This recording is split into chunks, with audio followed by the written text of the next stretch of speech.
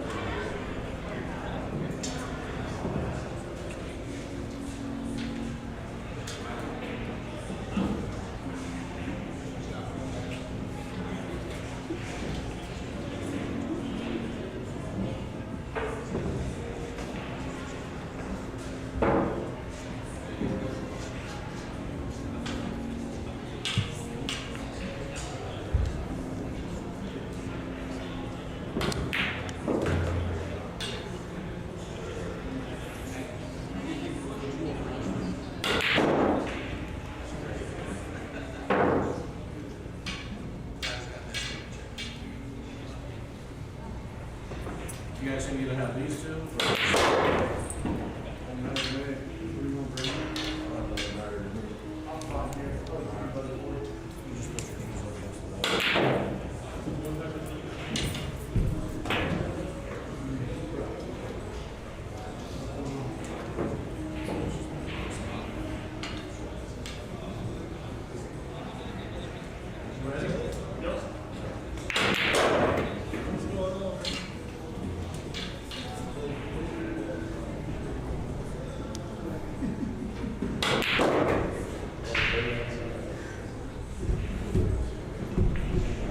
What's the race, 20? Yep.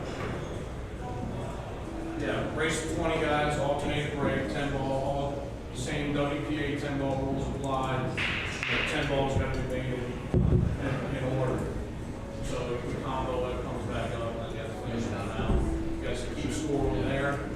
And other than that, we're giving you the go ahead to start. You guys want to lag for the first break, lag from this side, because that's where the camera's at. So just lag from here, and just look over to the booth. And I'll just give you a thumbs up, look at the window. We're just going to do a brief little opening, let everybody know what's going on. And then we'll give a thumbs up, you guys can lag, and then play the best we can win. Did you say all pockets or no? Yeah, 10 ball pocket, regular WPA rules. All right. So good luck, Shane, thank you. Good luck, guys. All right. We'll do. See you on the camera. Good travels. Please.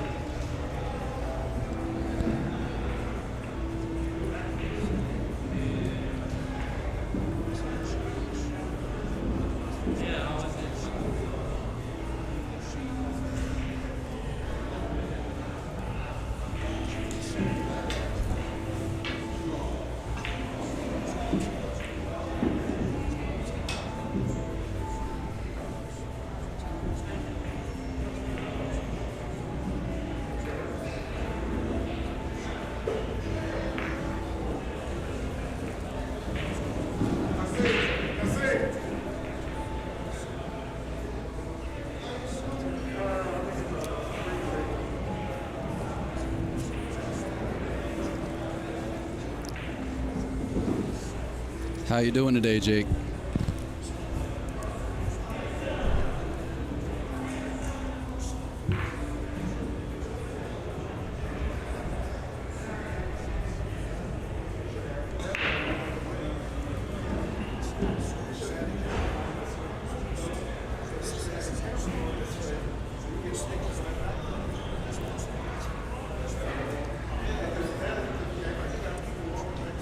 Crazy stuff with that, man. Absolutely crazy.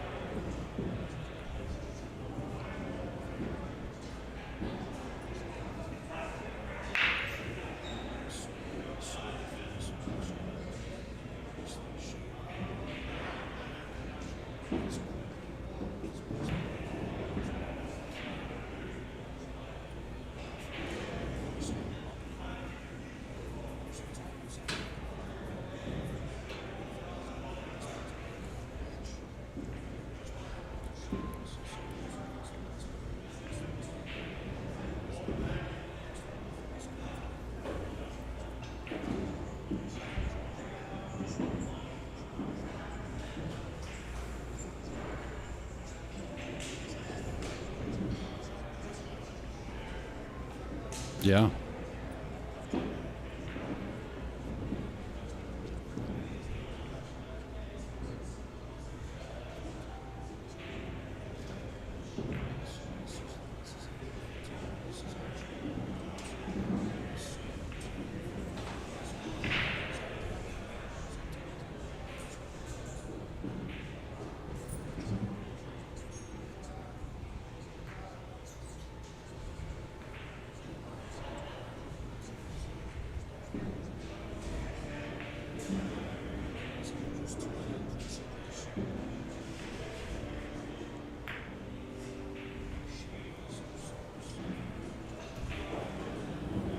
Ooh.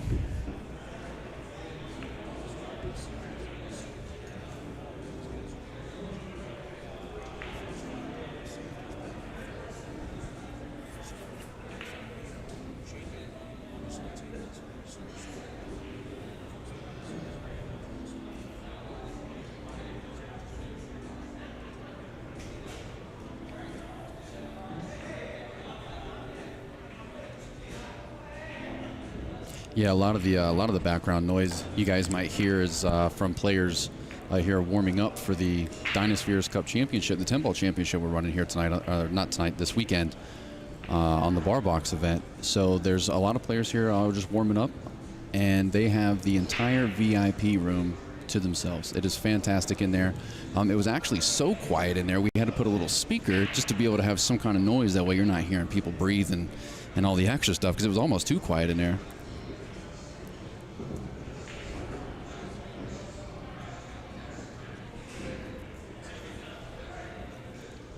The bodyguards making sure nobody comes in.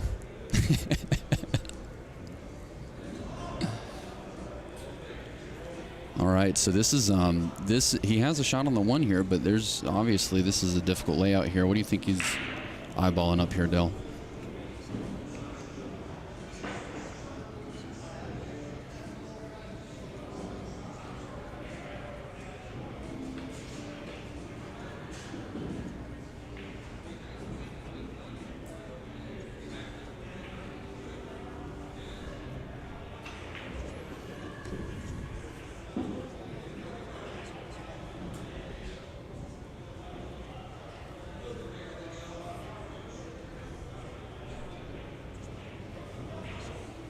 Yeah, that makes sense. Tie the cue ball behind the 9, 10, 5, all that traffic down here, and then use the 7 to hold the 1, so you got it blocked.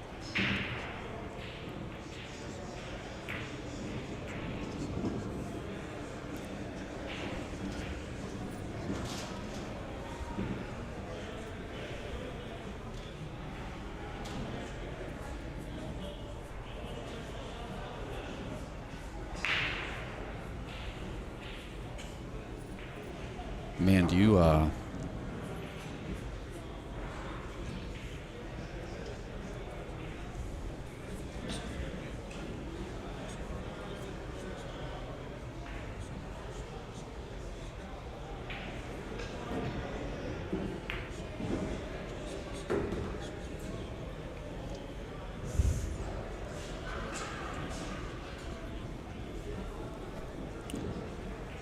you know what? I think whenever did he nudge the 5 and move it to where the 5 goes by the 10? Shane was just peeking at it. I don't know if it does. With the 2 ball being so close, do you try to tickle the 5 ball now? I mean, I've been waiting a whole month to use that word.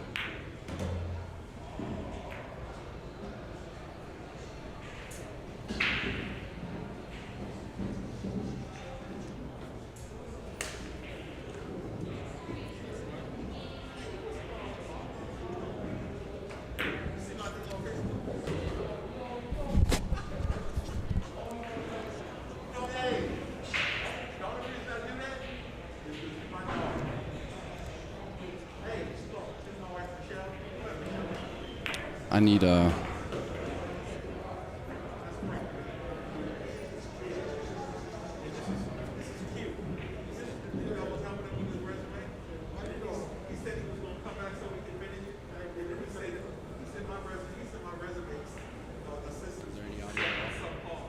I have audio on my side.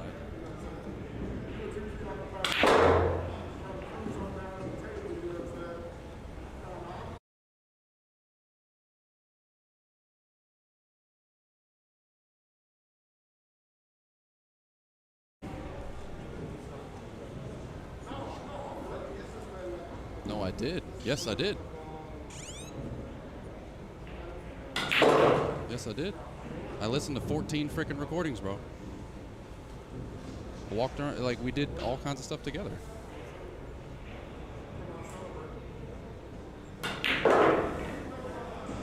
Test, test, test. 1, 2, 3, test, test.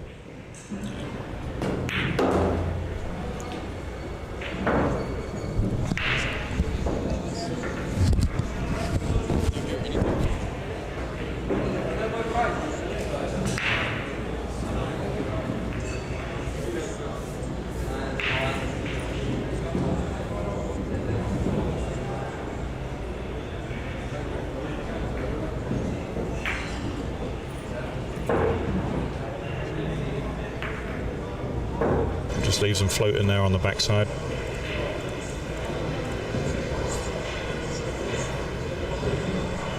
Very nice. Get a chance to see what SVB is famed for. The SVB 10-ball break that everyone has tried to copy throughout the years. Yeah, dude. Damn. Oh my god. How'd you hit it, people? It's so loud in there, dude. We need to turn down the mic that's inside there. Down.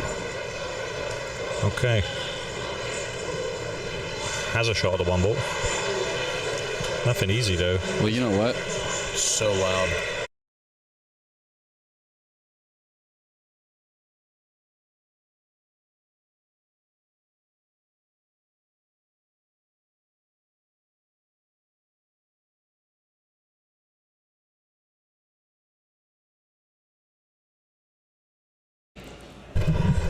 All right, a little audio.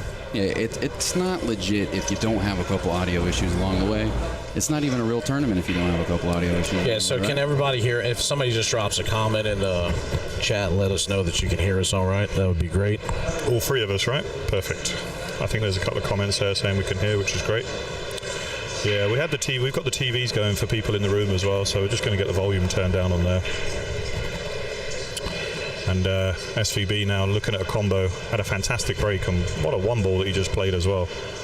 So I think he's hit his stride a little bit quicker than what Wolford has. Both of them were hitting balls for around half an hour before we started. Nice little transition from the 2 to the 3 here. Lots of open space to play into. And just looking if the 4 is tight against the side pocket jaw there. Let's see. A little bit low right. Spin this off 2 angles. Come into the open space. Doesn't matter. He needs it to bump a little bit here, right? Doesn't matter if it leaves a bit of distance, but doesn't want to be on the rail, obviously. Gives you a good idea how much space he really has there. Yeah. Good view of the back of his head. He may just spin a little bit into this. Depends where it is. He may just draw this and try and bump the 4 just a touch. Wow, how good did he hit that? I think he must have had a bit more angle than we thought. Hit it beautifully.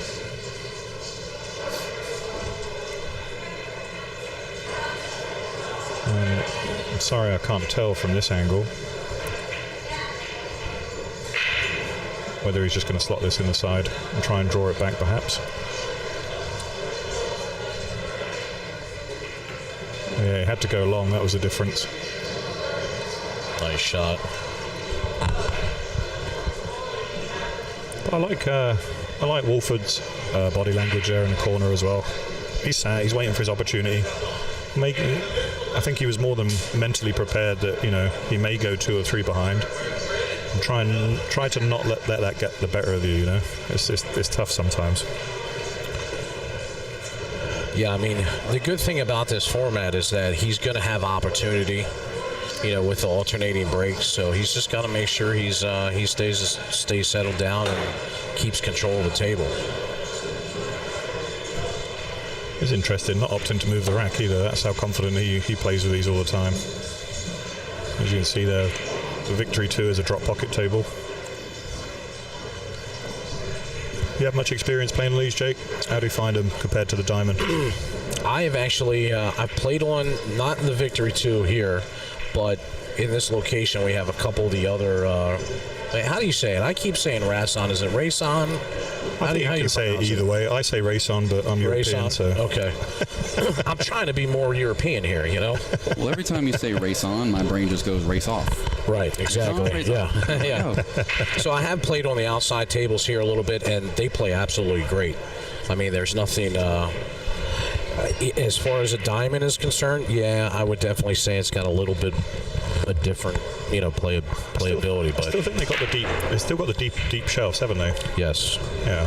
1 ball, 2 ball was heading right for the 3 rail in the corner there. Oh, look at that. Oh, and the Sets 10 up for a little. 10 just gets in the way a little bit. That's a pretty wicked off angle. Do you think he still swings at it, being up 2 racks here? Well, so here's the thing. We're going by WPA rules. So he can pocket the combo on the 10 here. The 10 would come up, and he would continue a rotation. 10 must go last. 10 must go last. Yeah, that's the best rule for 10 ball. I hate early finishes. I hate early combos. Well, I think that regardless of how I feel about an early finish, I think that in general most people look down on it, so it's almost like that automatically makes me feel like it's better for the game. I think he's going to play safe. He just lined up on that one to go up and down, but no, looking at it again. Has to play the combo if he wants it to continue, I think. I don't think he noticed that the rack just moved there. There was a bit of air that come through. But that doesn't hit the rack, and it did. That's actually a foul, but the cue ball did scratch anyway. I think you just want to tell the players that if you're going to move the rack completely off the table like Shane did. Yeah, Shane just did. A little bit of inexperience there. Yeah, just a touch, and I think we are going to see. I think we are going to see the 10 ball Well, actually, do you think Shane knows the rule? Because I don't think Shane knows the rule. Yeah, look, he's reaching in the pockets. Can we get the referee? Oh, he's already drew them. Okay. All right, so we're going to go ahead and jump in there and see what we need to do here real quick. So he made it early 10 ball, and he just scooped the balls. Somebody, keep going there. Tell him 10 ball's got to be last. Go in and tell him. There we go. We're having our. We're just going to slide in there. We did have a quick meeting right before the event, this exhibition started, where we did discuss the rule where the 10 ball does have to go last. So we're just going to go ahead and replay that rack, which means that Shane Wolford should break again, but let's check in with Steve here and see what he hasn't marked up the score, so I don't believe he's marked up the score. So we've kept it at 2-0, and Shane has just decided that he wants the advantage, so he wanted to break again. But this is an exhibition. He didn't mark the point, but it also wasn't his point. So I guess so. They said okay. Good deal. Just checking in with our tournament director there, making sure everything is running according to plan. So I guess what we're he is. He did move the score. Well, I guess if there wasn't any clarification on whether or not it needed to be replayed or anything, it's like, okay, well, that was the one going forward. I'm not sure what was said inside the room there. Yeah, we're quite a way away from the table, guys. We're sat outside in the main room, so we'll go with what the players decide. Neither one made protests, so then they're aware of the rules now. It is an exhibition, so we'll continue as is from here.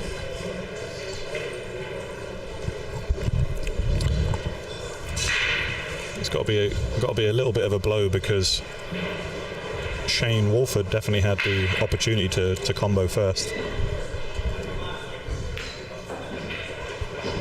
Yeah, as well as starting out alternating break being down 3-0 on that. I'm not sure. And we all know that SVB is a fantastic front runner, so the more of a lead that he gets, that momentum, I find Wolford's going to struggle to come back if he gets too many ahead.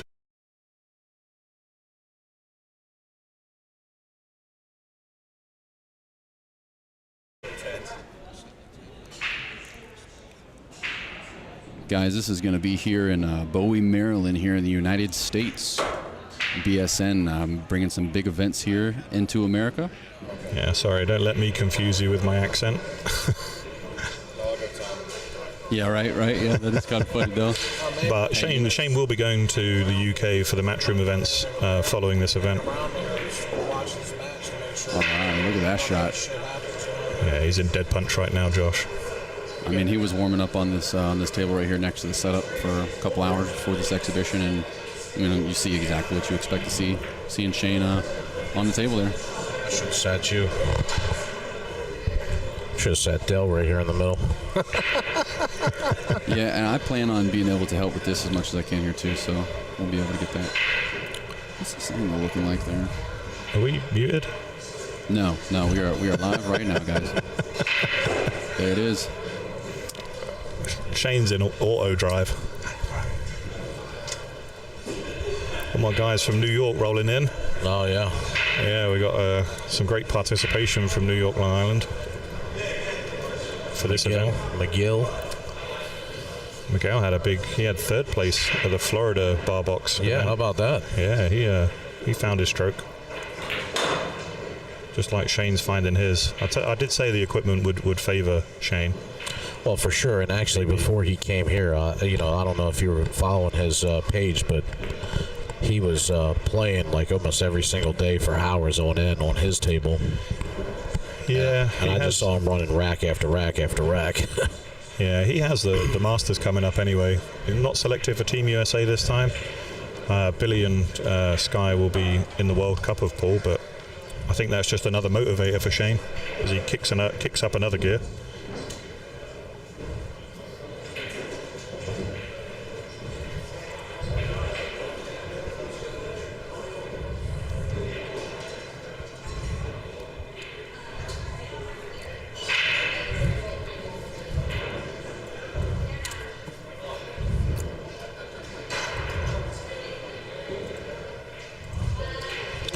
Yeah, Shane is actually not in Europe. SVB is not in Europe. We're in Maryland, guys. SVB is right here in Maryland.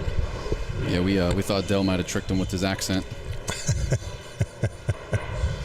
I've been saying that same thing. I quite like that it's alternate break. It really gives Shane Wolford the opportunity to come in here and really shows what they've got. They are using that little break rack there just because of the new cloth.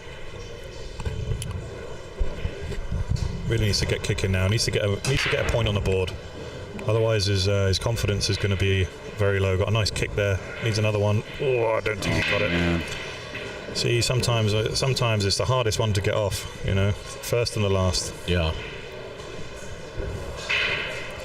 We got down the 4-ball there. Is that what's down? Looks like it. Yeah, guys, we're bringing a little bit of Europe to you. You know, we got the wrestling table. We got the accent. What else? Yeah, we have Del, who is from across the sea. You're joined by Del Sim, the Highlander, in the booth. Of course, originally from Scotland. He just agreed to buy me beer, so that's the only reason I'm here, guys. There you go. That's it. You just gotta say, hey, a couple things to Stella, and I'm good. That's the way to a Scott's heart, right? Just make sure it's not expired. They did lie to me though, because I'm drinking Heineken and there's no Stella in the fridge. Unbelievable. Oh, this is Sorry for the disappointment, Del. Hope you can forgive us. I gave advance notice, everything. advance notice. So what are you guys thinking about this match so far? Obviously, Shane's up to a healthy lead here in the beginning. What do you think? How do you think Wolford's going to handle this coming back from this? You know, this is a very big match for him. This is a chance for him to... He was already the heavy underdog. You know, people are betting on the line for him. You know, they're giving him 4 and 5 on the wire. Yeah. Some people are laying 2-1 on Shane VanBoening. But I think that's a smart shot. That was a nice, intelligent shot. It didn't leave him the kick off the bottom rail. And I think Shane Wolford will actually surprise a few people. I just think he needs to get into the match before SVB really kicks up another gear and gets into double figures. That'll be the teller for me. Now, something that obviously none of the viewers or anybody that wasn't here with us during setup are going to be able to know is that there was actually something pretty unfortunate that happened for Wolford last night. He was in here, he was practicing, and by the way, when he was practicing, he was doing fantastic. But he took a huge chunk out of his tip. He had to actually take an emergency tip repair, and it was pretty late in the evening, so we were surprised that we were able to pull something off. But he got that tip replaced in time to be able to get ready for this match. And I'm wondering if that plays into his psyche at all. You know, brand new tip going into this big moment. You know, I don't know how he feels about that with his equipment, but it did happen. Yeah, I mean, it's a little unfortunate, obviously, going right into this match with SVB. I mean, I'm sure there's not even the equipment itself, but just the mental part of it that you're so used to it one way and now it's new. You know, it's sometimes that can creep in your head, and let's not forget, he's just 21 years old. So, you know, those are the type of things that maybe could throw somebody. He did previously play on the Atlantic Cup, which has now been... He needs this to get a rail. Oh, no. No rail either. But played on the Juniors Atlantic Cup, the Moscone version, for the Juniors, which has been disbanded now. So it's not like he's not used to the limelight or, you know, playing at this kind of level. This is the first time he's ever stepped in the box with SVB, though. I did ask him that last night. Correct. And not tournament play or anything like that. So this is big. Worth mentioning that he's sponsored by Peach Hour and Hustlin as well, and obviously the Wolf's Den, which his father owns over in Virginia. And I believe it's the Rogue. I've not had too much experience with that carbon shaft, but does play with a 12.4 Rogue. I noticed that SVB plays with he's obviously with the carbon shaft for a long time. He just married this 3-ball. He's right on top of it. Does have the 5, perhaps. I don't think he's going to be that aggressive, though, to be honest. He's going to... It's really, really hard to tell, but you think you can just thin the side of the 3, and yeah, that's what he called. He's called it, but with the grip on the cloth, he's going to have to play it with a little bit of draw, because I think the cue ball is ahead of the 3 right now. I think you're right. That or you go rail first, and you're sending the cue ball all the way around the world, hoping to get a good shot on the 3 again. Yeah, because you don't want to scratch here. He's going to use the rail, that's why. So he's going to use the rail and just thin it rather than try and anything else. And that was the danger there. Wow. All right, so the questions that were popping up in the chat earlier about diamond versus Racing, you know, Del was talking about the deep pockets.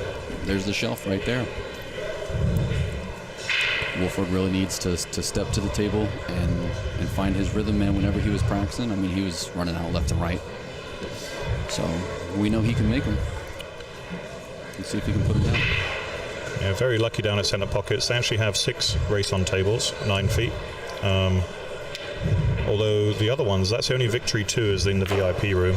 The other 5, I believe, are the oxtail. I think that's those ones. Yeah, I forget what they're called. But yeah, they do have a different set of legs, but... And I mean, it still plays very well. I mean, SVB's been warming up on the outside table here, you know, for the last couple hours while Shane was warming up on this particular table. So you can see that VanBoening not really affected by anything, you know, really. Yeah, he even gave Shane this table to practice on earlier. Yeah, that's what I Shane mean. Wolford. How are we going to distinguish this? You won't mind me calling him Wolford, right? Yeah, I'd call him Wolford, and then just call Shane Wolfie, Oh, and then SVB, you know. Got 2 lucky guys right in the room getting in to watch. They got a bump up, so a little funny scenario. Actually, Shane Wolford's parents are here. Corey and Trina. Wow, look how that worked out pretty good for them. They didn't want to be in the room. right. So we moved them out, and 2 lucky guys got to move right in there. So Very, very true. Needs to get out now. Just try not to make it too difficult. You know, trust your cueing. I like him just coming down the right-hand side of the table here, just using a high right. Grab the second rail. I saw Shane when he was out here practicing on the outside table. He was just being, you got to practice a little extra to have fun, see what we can do with it. So he was doing basically the same shot, but instead of coming just down the table 1 rail, he would basically go 3 rails and come out with right on the tangent line of the 10 ball. And dude, he hit it so perfectly, like 20 times in a row, because he was like basically just going 1 ball's width. Right, just how he barely passed the 9 ball earlier is how Shane was hitting it. He's looking like he's in a good position to be able to get his first point on the board here. He's going to have a little bit of a stretch, though. I like what he did there. He used the 1 rail.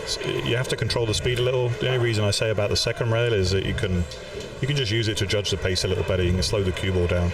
Often, I've seen people come too short or too long on that type of shot using just 1 rail, but Yeah. he's off the board. he's on the board, and that's really all you need.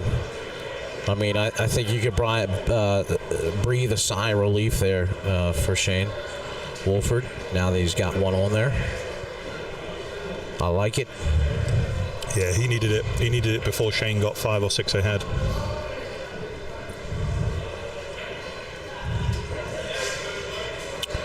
Yeah, I mean, I think everybody anticipated, SVB being a heavy favorite.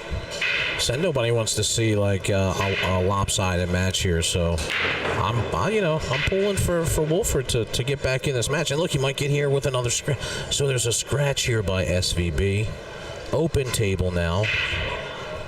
So if Shane Wolford can navigate through this rack, he'll inch himself within 2.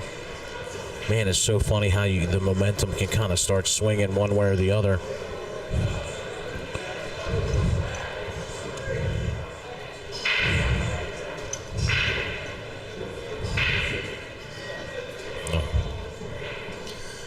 Yeah, I think these are nicely laid out too. This is a good one just to get your arm going. I don't see any problems on the table whatsoever. Maybe the toughest shot he's got is the 4 to the 5, just meaning that he has to get the right side of the 5 to make the 6 as easy as possible. Again, just needs to avoid the 10. Just avoid the 10. Might be a bit... I used a lot of outside English. Perfect. Yeah, I mean, I kind of like it from here. Yeah, I'm a big fan from here. I like to get nice and close to the bottom rail here, so it kind of like opens up a lot of my options.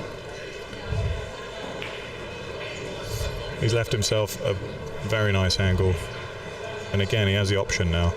Would love the cue ball where it is right now. Anywhere on that line. Should draw it out to the second rail as well. Come back to the second side rail.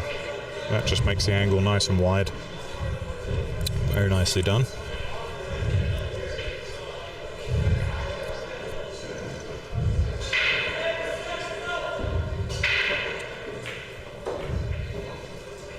And like I say, this has been very nice. Just to get his a bit more confidence. Showing good composure though. I like his speed around the table. What do you think, Jake? Yeah, I mean, he's just taking a nice pace. He feels. It looks like he's settled down. We just said that, and I think we've cursed it because he's finished. Yeah, he's finished on the wrong side of this. So, man, what do you pump this 3 rails around? I hope you don't get. Oh, see, he's going to draw. No way is he going to draw that back. He might be a bit more off straight than we think, so he can actually come to the side rail and back round. Yeah. That's not gonna count. It's gonna be SVB shot. So brutal. Yeah. He had a lot of table to play with there, and the only place he could have left it difficult was straight. Yeah. And that just a little bit of lapse in focus there. Had a lot of table to play with. It's really unfortunate there.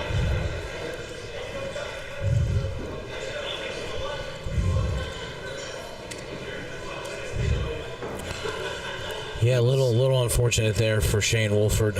Yeah, that was the entry back in. Shane had the scratch. He played the rack pretty well up until the 8 ball. So they are playing alternating break here. So Wolford's going to go ahead and get the rack put together.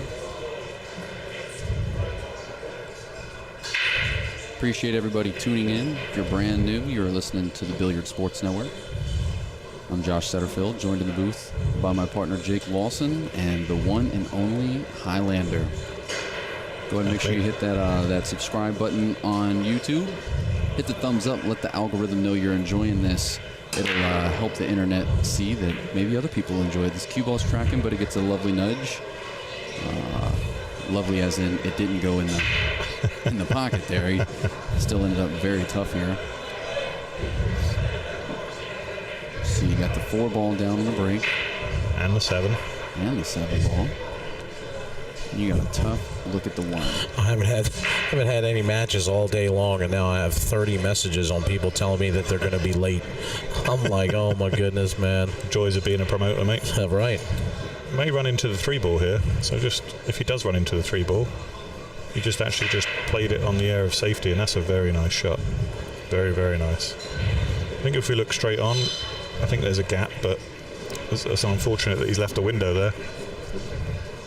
I don't think I like his next shot. I think he's either going to leave the cue ball up against the 2 or go the other way, and if he can see the right-hand side of the 1, maybe flip. If he can or can't. No, I don't think he can. So he might play as a 2-way. I'd maybe call the bank just in case. Yeah, I mean, I don't mind that so much. I mean, really, with the 2 ball being off the rail, I mean, he could just play safety here a little bit. Yeah, there's a big window to get behind that too. Sure.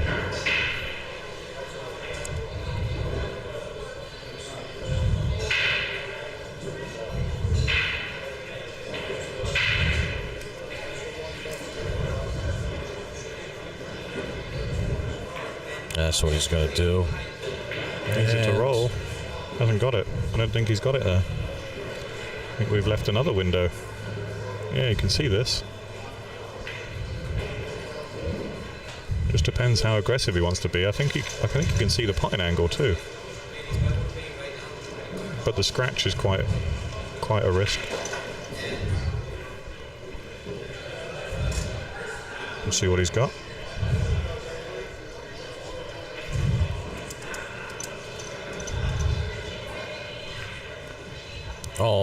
Oh, it falls. Wow. How is he going to end up? He needs to bump this. Wow, great shot. Wow, that's about as fortunate as you can get in every way possible. That worked out pretty good.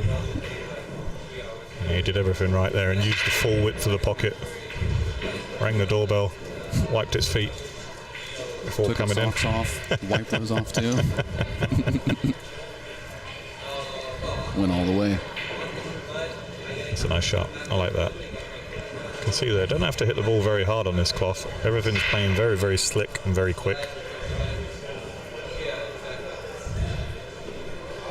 Slick and quick is how I describe Josh when he dances. It's a compliment. I'll take it.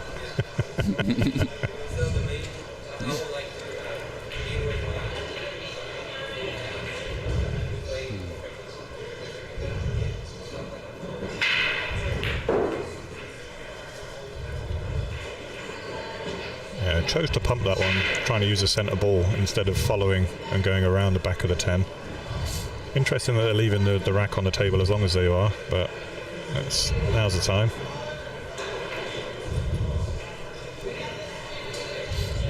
Slightly hampered by the 8 ball, queuing over, which makes this shot just a touch more difficult. Doesn't need to put any pace into it. Can finish behind it on the right hand side as we look. Oh, being a left-hander, actually, that's actually helped him. He's not bridging over this at all. That made it way more natural. Great shot. Look at that speed. Didn't end up on the rail. Got a good angle to come out for the 8. I feel like you definitely see a different Wolford right now than you did the first few racks. So it's really good to see him settle in and it not be too big of a gap into the scoreline here. So I'd love to see him. He's seasoned. I mean, he's been playing a lot of gambling matches. He's been playing a lot of action on the side. You know, he'll take all comers, and that's what I've really liked about his game recently. Is he doesn't show really any fear, and his mechanics don't break down under pressure. I certainly haven't seen it yet. I wish I could say the same thing about myself. But I wouldn't be in the booth right now, though. Well, I've seen you break down emotionally a few times, mate. Is that what you said, or? I thought this was in private. Just setting up 2 cameras, mate. 2 camera stations. Oh, two live streams for tomorrow. That's enough to test anyone. Oh, it's been kind of crazy. 5-2. Gets another point on the board. Let's go, Wolford. All right, so we didn't pick any predictions. I know we talked about what the community is thinking, but I didn't hear you fine gentlemen tell me what you think the scoreline is going to be. I don't even know if I can say. I mean, it's Hill. Yeah, Hill, right? That's what everybody wants to see. I think Hill would be great. You know. I wonder how many people have money down on Hill right now. I'm telling you, I think a lot of people, like I say, they've got they're laying 2-1, or big odds on Shane to win, VanBoening, sorry. But I think Wolford, if he gets a run going, he can get close. He can get within 5 For sure. And I think anywhere within 5 is actually a great result for him, to be honest. So he made 3 balls. The cue ball almost got kicked right into the side pocket. So he got the 1, the 2. I think he worked out the break, which is devastating.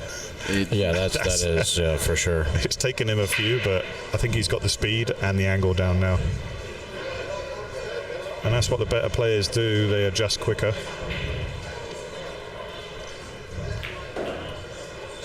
I mean, his mechanics are just unbelievable.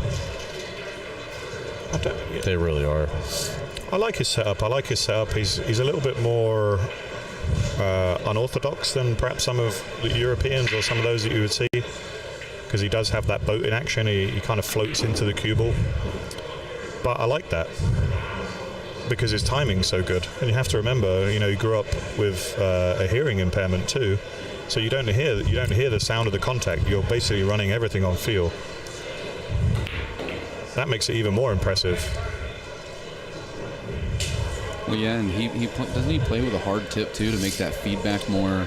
To feel the vibration, correct? Because that's all he's relying on. He's relying on the contact point and repetition. So the reason he hits so many balls, I think, is because he relies on that muscle memory. One of the hardest working pros out there. I have definitely heard that from several people. Along with, people that are just hitting balls day in, day out, 8 hours a day. The things that you have to do to stay at his kind of level.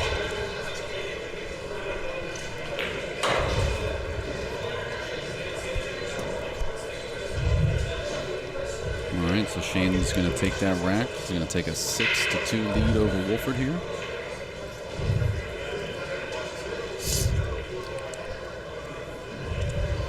Some guys in the chat saying it's going to be 20-10 to SVB. Wow, how about that? A 10-rack gap, huh? That's pretty impressive. I mean, it certainly can happen.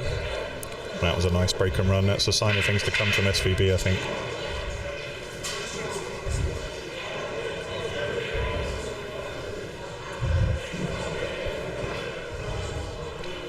Man, those banners turned out great. You guys are going to see pictures of the full banners online, I'm sure. Cuts off just the top of SVB's face. Not like any of you guys need to know what those eyes look like staring down the barrel. All right, rack number 9.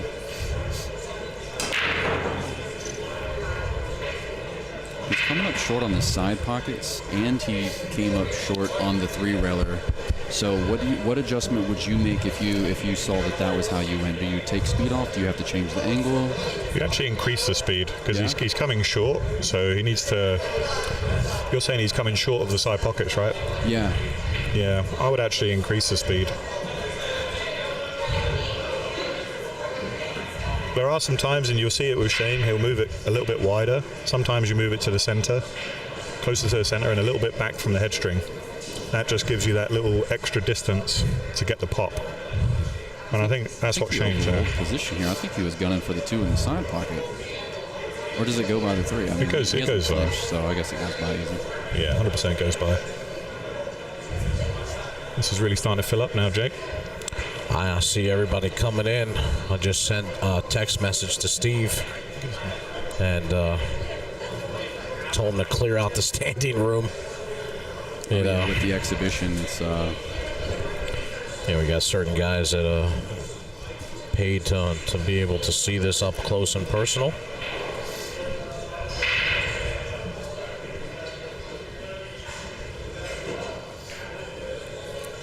Nice shot there by SVB. Yeah, he held that pretty well. Plenty of angle to come off the rail in between the 8 and the 9 ball here and drift up for the 4 ball. Yeah, we are playing with the DynaSphere balls here, guys. This is the Platinum set, and they are the title sponsor for the series that we host down here in Maryland.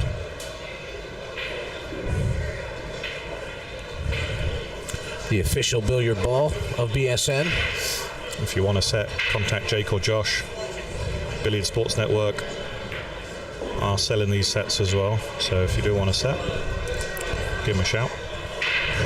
Yeah, we'll actually have some sets here live during the event if anybody wants to grab a set. So, any discount, Jake? Any BSN live discount? For sure, yeah, in person. In person with the handshake. In person hookups. No, I'm just. that was a little bit of a joke there, a little inside joke. I'm glad that Josh brought his missus. She's bringing me beers. This is a great service. Very, very good. Yeah, I mean, first of all, I've met Ashley a few times, but never in any length, And now I'm thinking to myself, I told her in the room when Josh was over here, I said, "You realize what you've done here, right?" And she said, "No, what's that?" I said, "You're literally going to have to come to every single event now." She was like, "Yeah, I don't understand why I did that." I've been set up. She's been awesome, honestly, man. I mean, it's we're very lucky. All 3 of us, actually. We have great women, so. This is it. Mine lets me away off the leash for the weekend.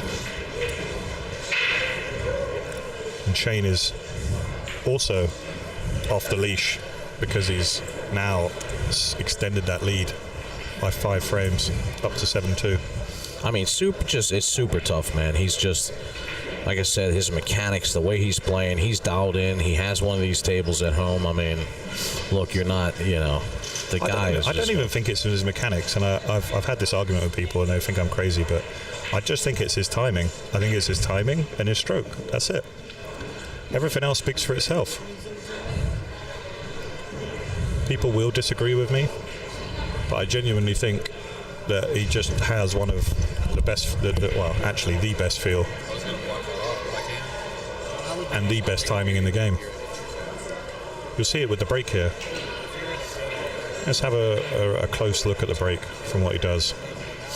Right from the setup.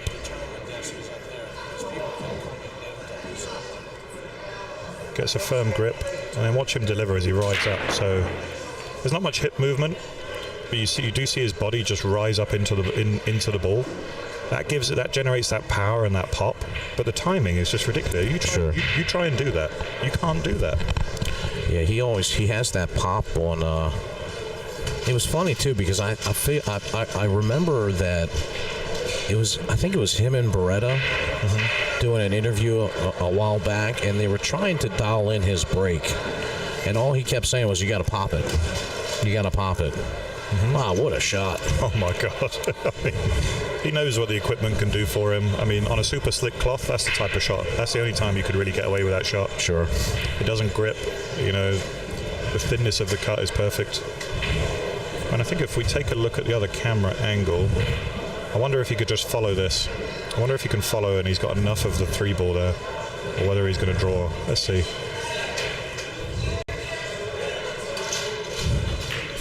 Again, the table just allows for that type of shot. Perfectly done. Great execution. How did he hit it? Wow. Unbelievable shot. Yeah, I think we'll get a chance to have another look at that when the run's over. Absolutely. We'll show everybody our instant replay feature. A sign of things to come for the rest of the weekend. We are completely free and live all weekend. So thanks very much for tuning in. Yeah, I'm very excited to as we get into the weekend with the live stream. We're going to have lots of great matches. We are completely filled here for the DynaSpheres Cup. 128 players. Gives himself a little nod here. There. He's finished absolutely dead straight. He's going to have to create some angle here. And again, he's just going to probably just cheat it just a touch. I mean, how good is it? How good is SVB right now? Wow.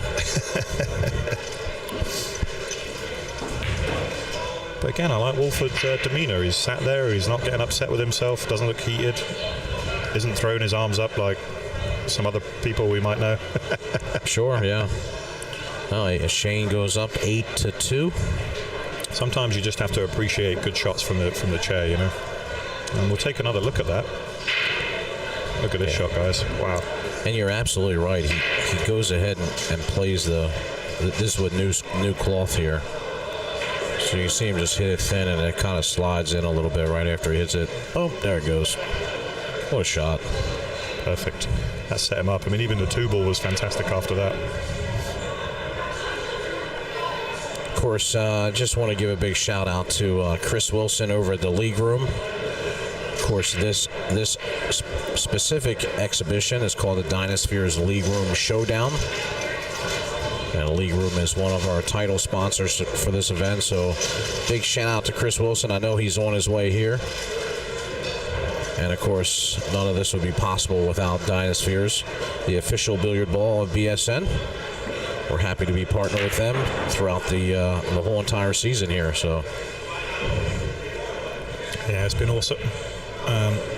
My ball of choice, practice balls, match balls. I take a set with me everywhere I go now.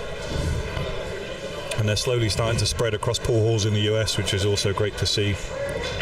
You know, a genuine competitor or a genuine alternative choice to Aramith, who are also a good ball. Yeah, should we say that absolutely. too? Yes, for sure.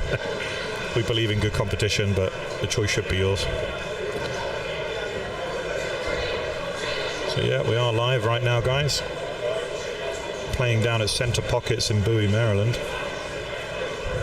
I think he has enough of an angle to come behind the one and stick it there, or is it this cue automatically leak out? Softly here. Just try and clip it like that. Oh, baby, perfect. That was a great shot.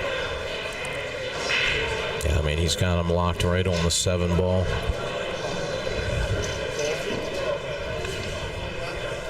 Yeah. And Wolford, it really is he's trying to mirror the break of Shane, but he's not getting the same result, unfortunately. Yeah, he's going to come. It looks like he's going to come 2 rails into this, I would say. Boom, boom. Trying to get flush on it. Good speed. Wow. I mean, that's about the best you could hope for, but Shane Wolford can play a pretty good safe here. if he can see the right side of it, yes. If he can't, then it will just be a containing safety, and he'll just try and lock him on the 7. Won't be a particularly difficult escape. See how I like that. So see how he spun the ball there? That way it sticks on the 7, which I really like. Correct. Again, not a difficult hit. I think he's just going to go for separation here and try and control the cue ball. Where the cue ball sits right now, it's going to be difficult. Oh, wow.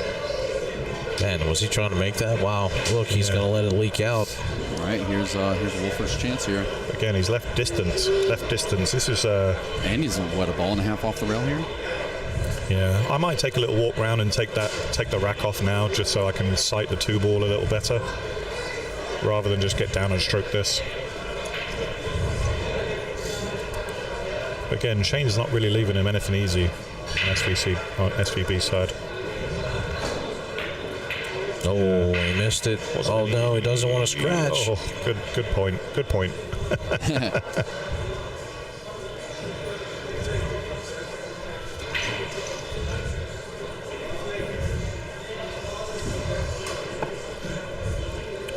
I thought you were asking me to give you a rub. I was like, nah, I'm good. Oh, I don't have that one. Sorry.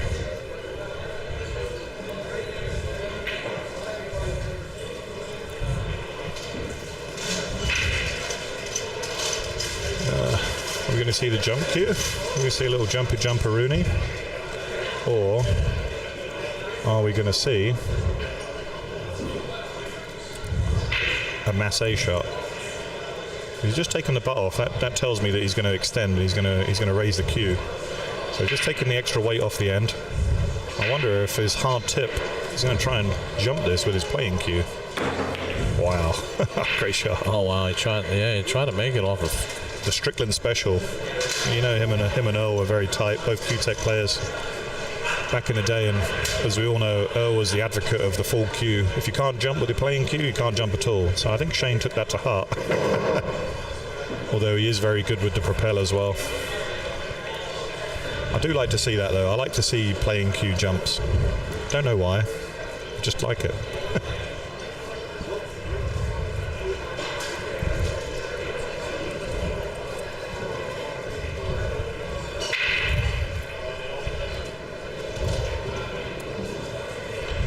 Alright, see if they call around. Doesn't want that to sit in front. Can make the 10 ball here and leave himself a shot on the 1 ball. Just depends how aggressive he wants to be, because he's in control here. So you either decide to stay in control with the safety, or you decide to stay in control and play the aggressive. We know the 10 ball is going to spot. Have to look at where the 2 ball is as well. 2 ball's not in a great position. Well, that might lean me towards the safety rather than the aggressive shot here, but again, I'm not at the table. That was a nice shot. So you pot the 10. The 10 is going to spot. Then he'll continue to shoot.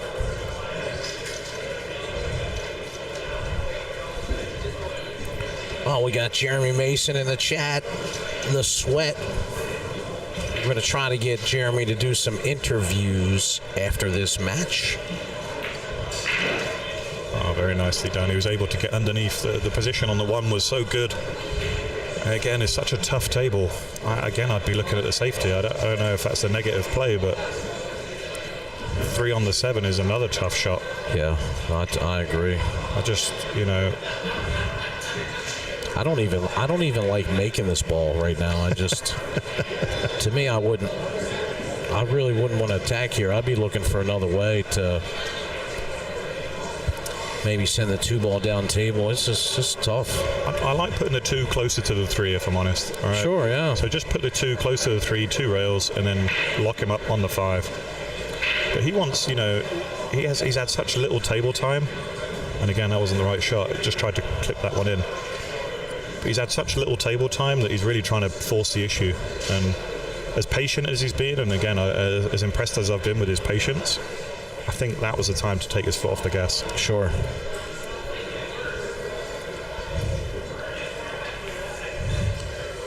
And that's look at that. Yeah, that's what Shane did there. And see, that's the difference. At this level, safeties win matches. I don't care what anyone says. I know that they're not always the most glamorous. Yeah, he's got him. And just look where he has him at. I mean, it's. Yeah, this is a jump shot every day of the week. I would jump kick personally. Oh, for sure. I like that too. He's gonna display his kicking skills and his kicking ability. Well, he certainly can go like 2-3 rails into this 2-ball. And I think he's pretty good here. Like he needs to come in just right on that first point there. Well, he hit it. The good thing is it was a big ball. It was a very big ball, and he's. So the 10's going to come up now. He hadn't called a shot. How do you like making the 10 twice and still not winning? I know. That's brutal. And that's just a recent. I mean, it's not that long ago that they changed that rule, correct? It's always been. It's been around, but again, it's personal preference. Some rules some competitions will still say it counts. But as we've said with the 9-ball. So 3 to the 4. Again, loads of table to work with. Shane VanBoening's run-outs, I think, have been somewhat easier, if I dare to say that. Yeah.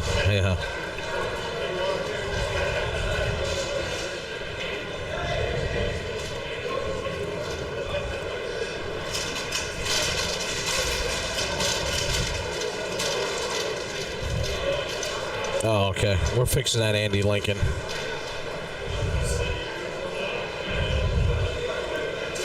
We are working on that, man. You actually can go just right to PayPal. Oh, I know why it had the old address in there. It's just the wind behind. How is your speed control? What a great shot that was. Oh my God. I think he's absolutely dialed into this table right now. I think he's definitely adjusted quicker than what Wolford has. Yeah, we're very, very fortunate before the players' meeting that we're going to be holding straight after this. 128 players all ready and raring to go for tomorrow's event. Great to have an exhibition laid on by BSN and the team here at Center Pockets. Initially, as we said, it was going to be Fedor Gorst, but Fedor sadly wasn't able to leave Russia at this time. So we're hopeful that when he does come back, we'll be able to do something else with Fedor in the future. VanBoening looking super confident now. Yeah, like I say, I don't think he's had slightly less challenges at the table than what Wolford has. Let's give that a go. Shane VanBoening leads 9-2 over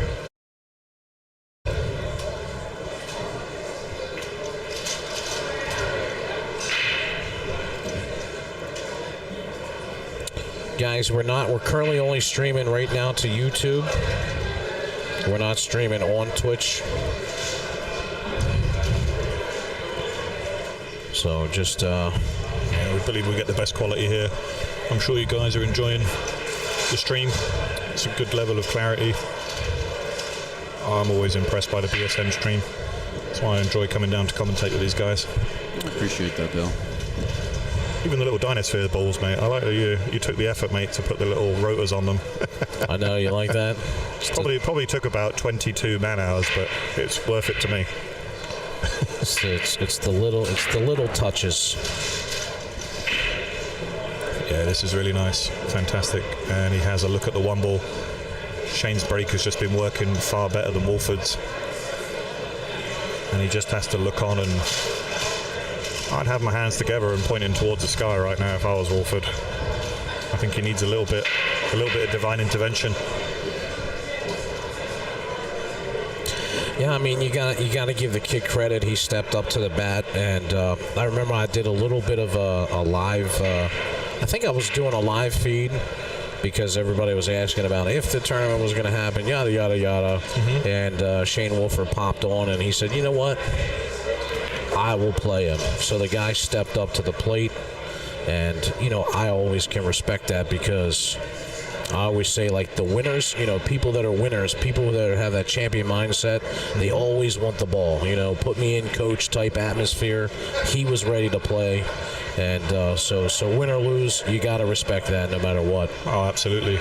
I'd have put my name in the hat, mate, but I'm a better commentator than a player now. So you keep saying that, but I don't know if that's. I think you still play pretty good there, Del. I enjoy the box more than this box. You're trying to masquerade as you're the amateur now. My Fargo went down to match it. Oh wow! First time my Fargo's gone down in about 5 years. I've really enjoyed that. They should re-watch that match against Jason Shaw before they do that. Nope. It's been deleted. Deleted. I asked Upstate Alf, delete that, please. It's causing action issues in New York. Wow. Del is an amateur. He just absolutely just went through that rack. Another break and run. I mean, that's 3 or 4 break and runs out of the 10 now. So Shane really has adapted quicker,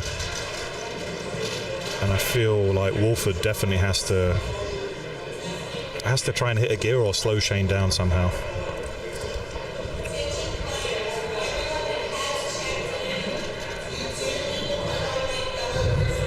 Here I'm thinking that this might actually run past 6:30 for the players meeting, and it's 5 o'clock. We're already at 10-2. I'll be honest, Jake, I don't think people are going to mind having the extra practice. Great deal that the Centre Pockets put on, $10 to practice all night, which has been fantastic. Yeah, that was really good that they did that. Yeah, on the previous night, and the room's really filling up now. I can see every table's in action. I'm sure there'll be some action tonight as well. Great break, much better there, but again, didn't control the one ball. If you've noticed, when Shane's VanBoening's been breaking, he's been controlling that one ball and the cue ball together. That's been the difference.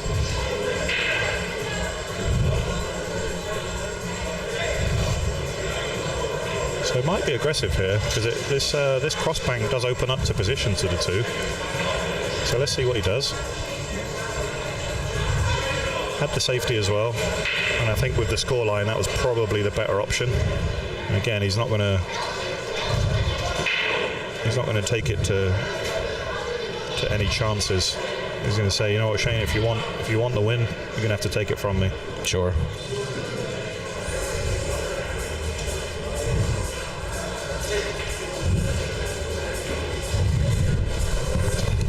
Oh, what a return of serve. Oh my God. Oh, just didn't get in there. And this was the opportunity that Shane wanted. He's a lefty, so the cueing's going to be a little awkward. But can just there's a lot of space to draw into here. Can draw above the 3 ball.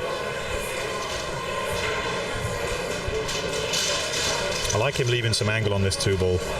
Needs to leave some angle on the 2 ball to get back for the 3, because it doesn't go by the 5. Yeah, look, he just tried to push the 3 into a potable position, and that caused him just to miss the 1 ball, unfortunately.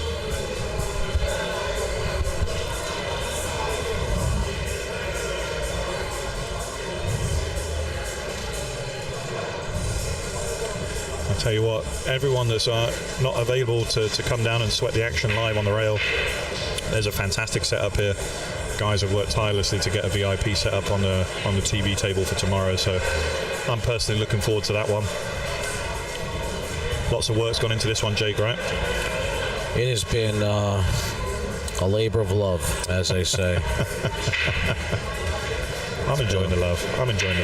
Yeah, I mean, we've been non-stop, I guess, for the last month here.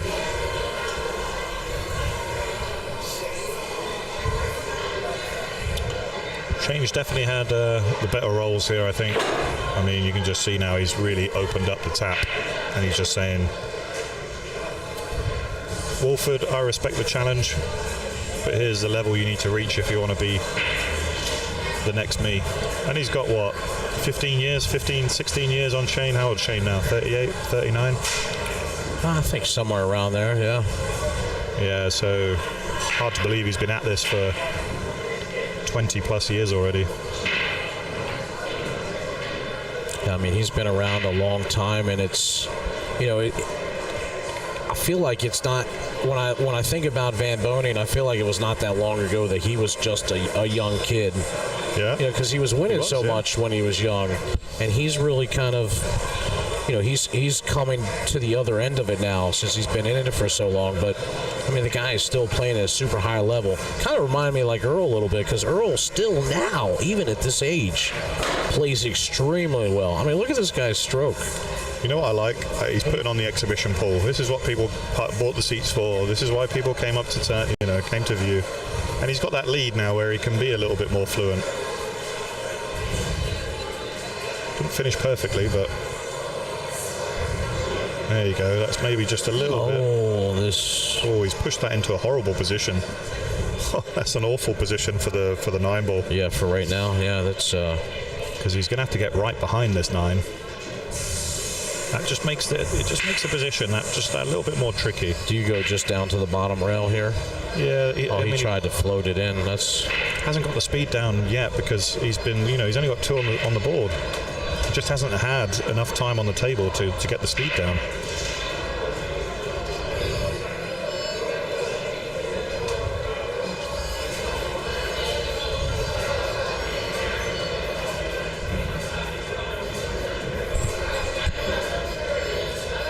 Oh, he missed a 9, and yeah, just that extra roll made it real tough. And I think he's left it.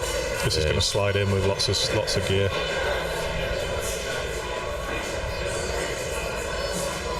Yeah, it doesn't matter where it finishes really. Shane has just got the perfect in.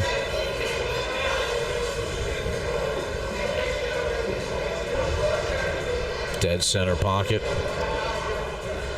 Now might be the time for the tactical timeout, Josh. I know this is my tactical timeout decision. Take the timeout, say to Shane, go do whatever you'd want to do.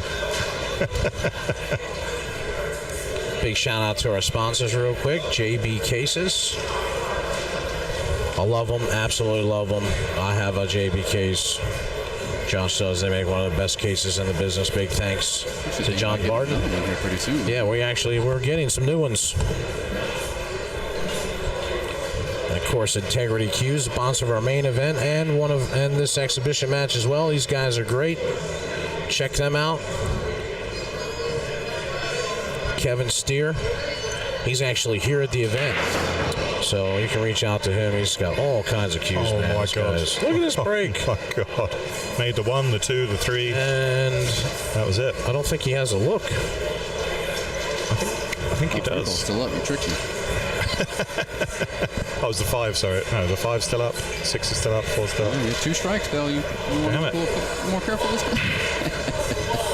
Oh, it's 6. 8, 9 are down. Oh, it's the 8. It's the 8. Sorry, I knew he made 4. Is that 4 8, balls? 9, yeah. Wow. Yeah. And like playing a little 6 ball. I think this goes. Does it go? No. Yeah, good speed control, good separation between the object and the cue ball. Played it nicely.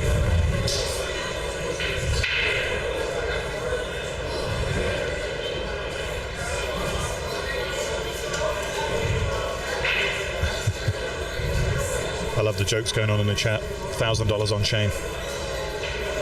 Ever since this exhibition started up, I feel like that's been the that's been the play. Who do you like, Shane or Shane? I mean, Shane. $1 million on $1 million Shane? on Shane. $1 million. He got action. Somebody was making a joke in the comment as soon as we posted up, like, yeah, $1,000, I'll take Shane. I was like, I was just waiting for it, you know. I think it was me. Was it you? Well, there was somebody else too. That's great. Bill's like, yeah, whoever that guy was, he's a genius. That was the best joke ever. Oh, by the way, it was me. I think somebody must have been first. There was definitely another first. So he's long and on the rail here. Plenty of open table to come back down for the 4 as long as the 3 finds the pocket. And look at it. Oh, just hung up. Did this 10 ball just? Did this 10 ball just do that? No, he's got it. But look at it, so deep. And there's no, I mean, this is going to be another tough shot to get back for the 4. Yeah. So do you try to have to hit this rail first, but it's so deep, it's so risky? What do you think, Bill? I like hitting the point. I like hitting the point and coming back up. So he just went for straight draw. That was another good shot. Yeah, he's going to get there. Oh, wow. Lots of low right. That was risky, but it was worth the risk. That was beautiful. Looks perfect. Wow.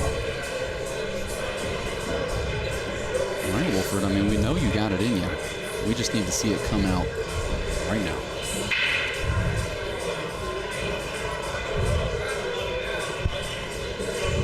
It's a good view of his backswing there. Good view of the grip. I like that. I mean, there's a few players that use their their last 2 fingers just to wrap around the butt of the cue.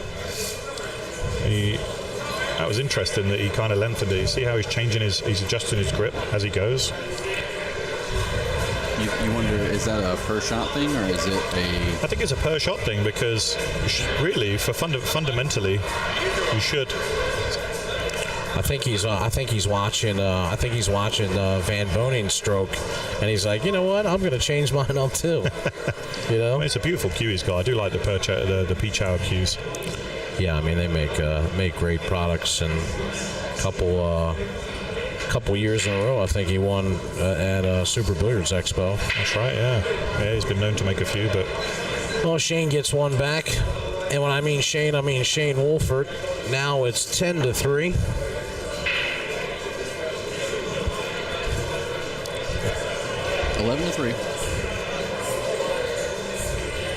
That is.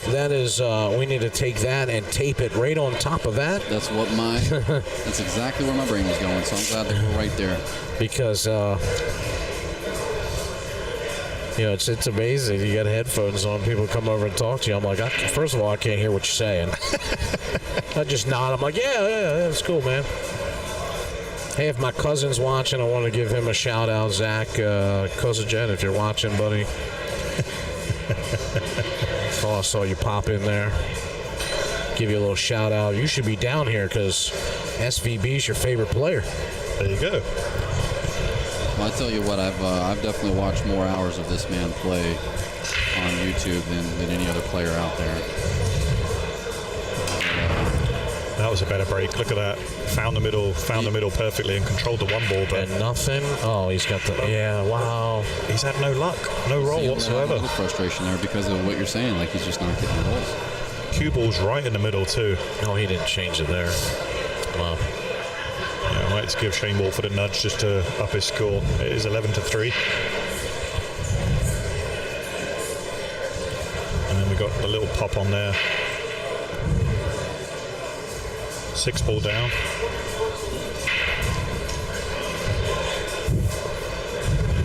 I wonder if he's got enough of the rail that he can just push this 1 ball past the 9 and try and nestle up on the 9 ball.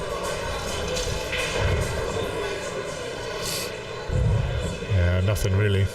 Just a containing safety. You know what? This reminds me right of when the exhibition started, the very first rack. There's a similar safety battle in the same corner. And Shane hit he hit 2 rails, feathered the 1 ball, and let the cue drift out on the very first one. It's a similar battle that we're having right here.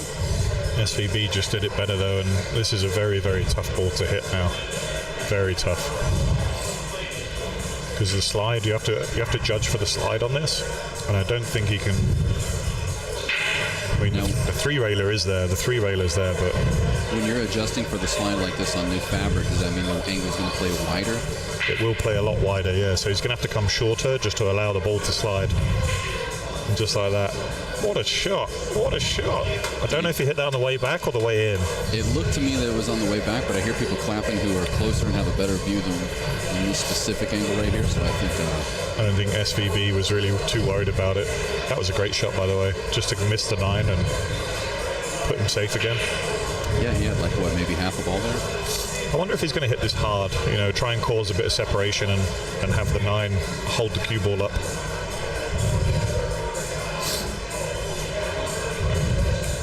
I think you got your answer there because he called the pocket, so just in case it finds its way down there. Wow, This might be exciting right here. Feet goes all the way up.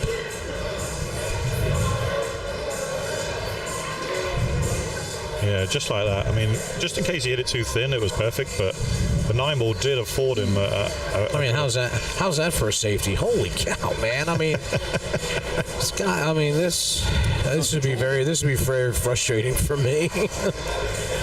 You know, I mean, he's just locked behind the 9, one locked behind the 10. Well, that's the nature of the exhibition. You know, he put his name in the ring, and this is a real judgment shot. I think he can slide past the 5 with lots of right hand spin and try and have it grab off that second rail. Evidently, the slower you play this, the more grab you're going to get off that second rail. So I just want to see how much draw he puts on it. Maybe he can get round the 9 fully without using a second rail. Yeah, you almost got to play this like I mean, I'd be trying to hit like medium speed and just clip that right side of the 1. Yeah, the problem is you've got to hit a rail after this too, so that makes the speed control of the swerve so much more difficult, because you're going to play this with deep amounts of right. Yeah, it was such a tough hit. Great safety by SVB. I think he's showing you every facet of the game you need to master right now. And I think he may put him in jail again. Could see our first 3 foul.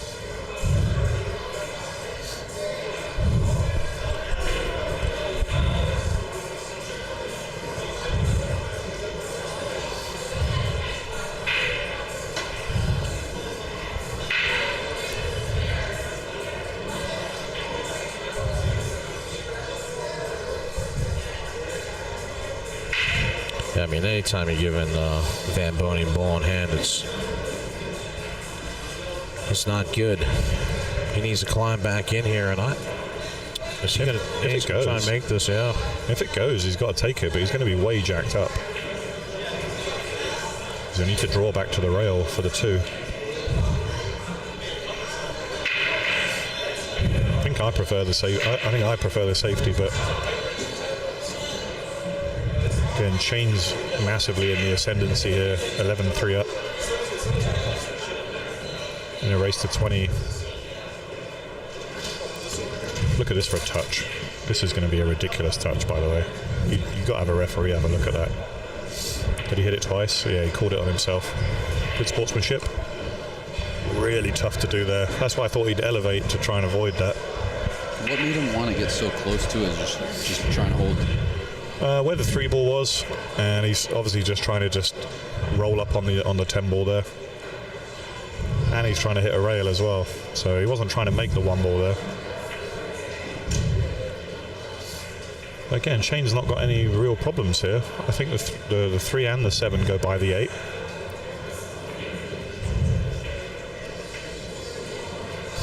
So now it's just about how he navigates the table. 4 and the 5, I think, are open.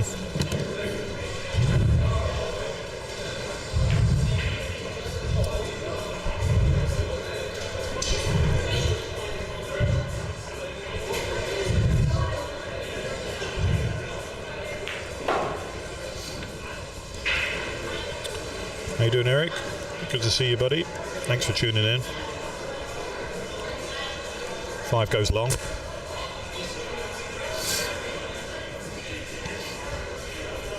And he hasn't really looked at the 7, so we know that the 7 must go long beyond the 8-ball. We'll just punch this one over.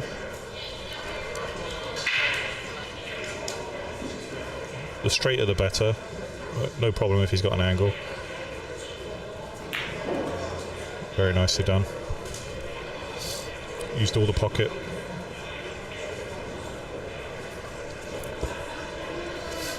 Need to string 2 or 3 together here, Josh, I think. I think he's absolutely capable. I don't even think I know he's capable of doing it. I mean, I was watching him play absolutely insane last night. That's why I was wondering if maybe that tip, that emergency tip swap out had anything to do with him getting settled in, because that tip got swapped out very late last night. And, obviously he got some table time in this morning, but the thing for me is it doesn't help, because that tip that he would have had on before last night would have been you know, maybe 2-3 months old. It would have had a lot of wear on it. So it can play into the psyche when you put a brand new tip on, because it could be a dud. You know, it could turn out to be a bad tip. Well, and I just feel like too, you know, if you got a tip that you've already put some time into, you know, you've already shaped it up, you've kind of compressed it, you've got the mushroom out of the way, all that kind of good stuff. Yeah. And you know, brand new tip's not going to mushroom on them in the first, you know, 25 racks, but. That's the way to do it, though. This one, he's kept his composure very nicely. That was a great shot to the middle to play shape to the side pocket. So he takes rack number 15. It's going to be 4-11. Wolford is trying to catch up 7 racks right now. And you have VanBoening step into the table to rack here. So Wolford is definitely trying to stay in this match here. He's looking to find a gear, and as long as he can keep getting out exactly the way he just did there, I think we might see Wolford keep adding points to the board here.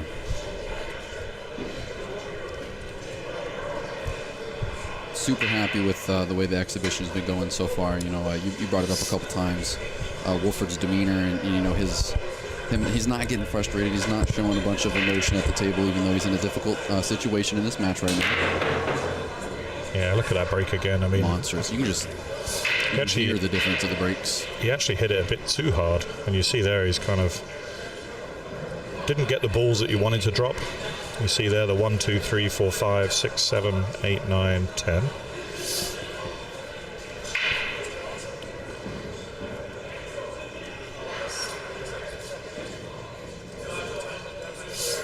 And here's the 8 ball that's dropped. Just trying to look and see there which one had dropped.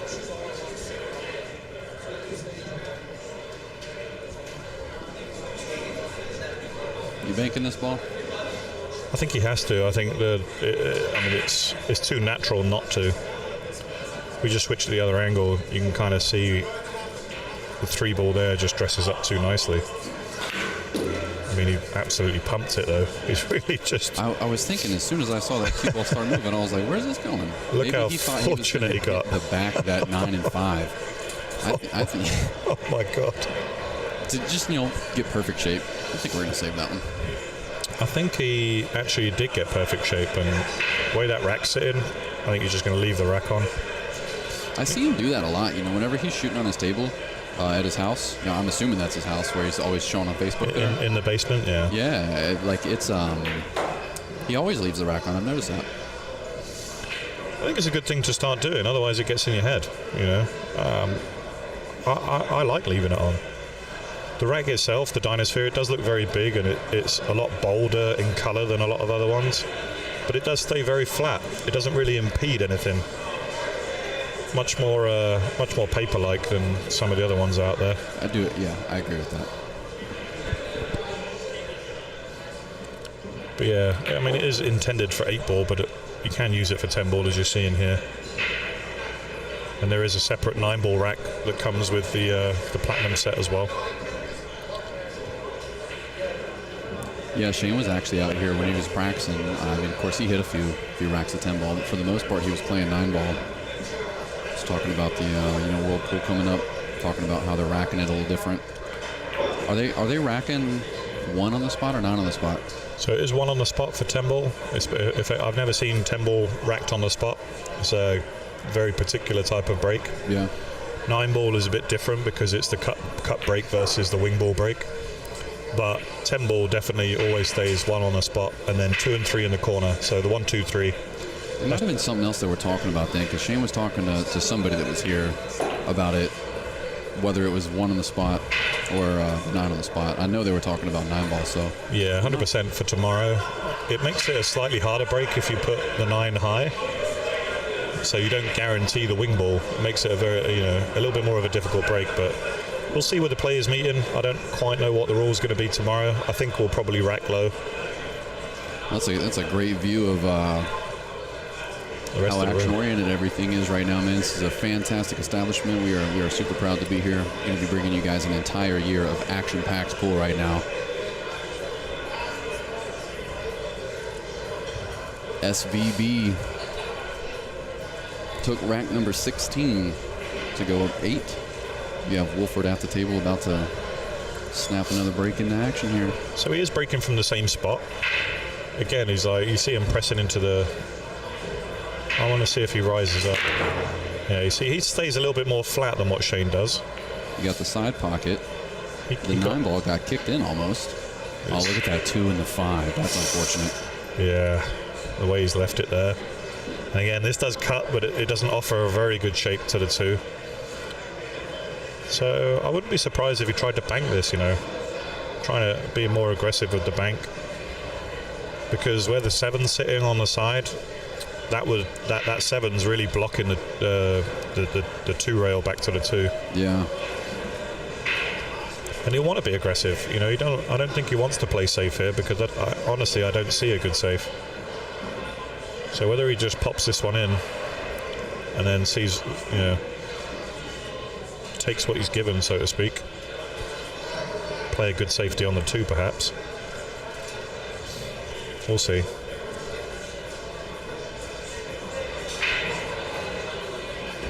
Yeah, you see that 7 was huge, and it just made it a problem ball.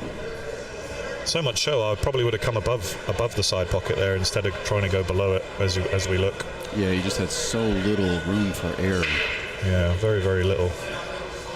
He calls the 9-ball in the corner here. He's going to be going for a 1-rail kick into the back of the 2.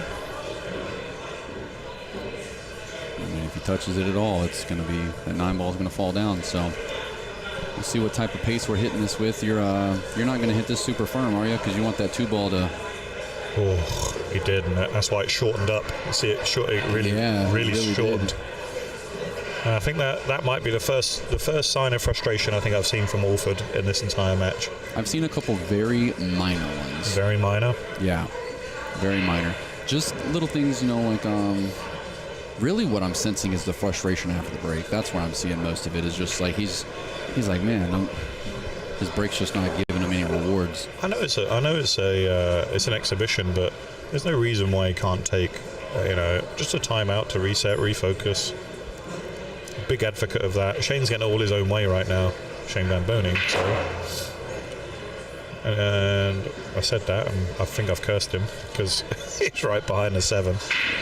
He's like, what in the Hey, world? Wolford, you can pay me later, mate. I take payments in beer or Bitcoin. Don't even get me started on Bitcoin right now. I'm so addicted to crypto.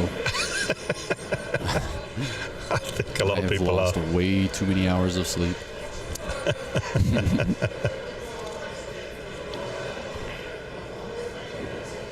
Thanks for tuning in, everybody. If you're brand new to the Billiard Sports Network, go ahead and hit that thumbs up.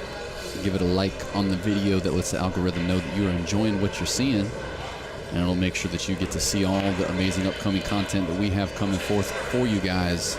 If you guys didn't know, after the exhibition, we're going to be doing the players meeting and getting everything finalized for the event that's kicking off tomorrow. We're going to be launching the DynaSpheres Cup 10-ball championship tomorrow. 5,000 added. 5,000 added. Beautiful.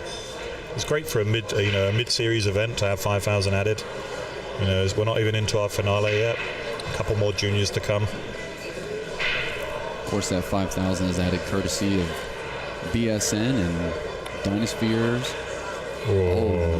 Overcut it. He had so much room to work with there, and again, I think that's just a little bit of immaturity on his side from playing at this kind of exhibition level. And Shane's really going to take advantage now.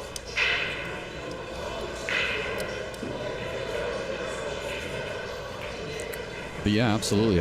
So thank you to DynaSpheres and throwing an extra 2,500 in for this weekend. It's going to be fantastic for a total of 5,000 added. Great shot. Nice little power draw there. I mean, too much. How about that? Yeah, I mean, just keep rolling. Oh my God. I think he just shocked himself as well with how much power he got on that. Maybe we'll see a bank now. I don't think he can cut this. He can cut it, but the cue ball's going to be letting go. There we go.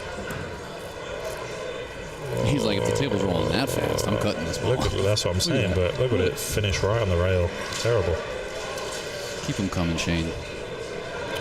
This is why he's good for exhibition pool, and you know, as much as we'd have loved to see him Fedor, I think Shane Wolford's given as good as he's got right now. Hasn't had the role. Oh, I just said that, and he's got the role. I told you needed a divine intervention. I think he owes you 2 beers now. But is that 2 beers? Yeah, let's keep score. Actually, I have a pen and paper here. I'm going to do that myself. Little beer tracker. You know, beer right tracker. now I have a DynaSpheres ball tracker. I'm going to have to make the DynaSpheres Dell beer tracker. That's awesome stuff. Awesome stuff. Oh yeah.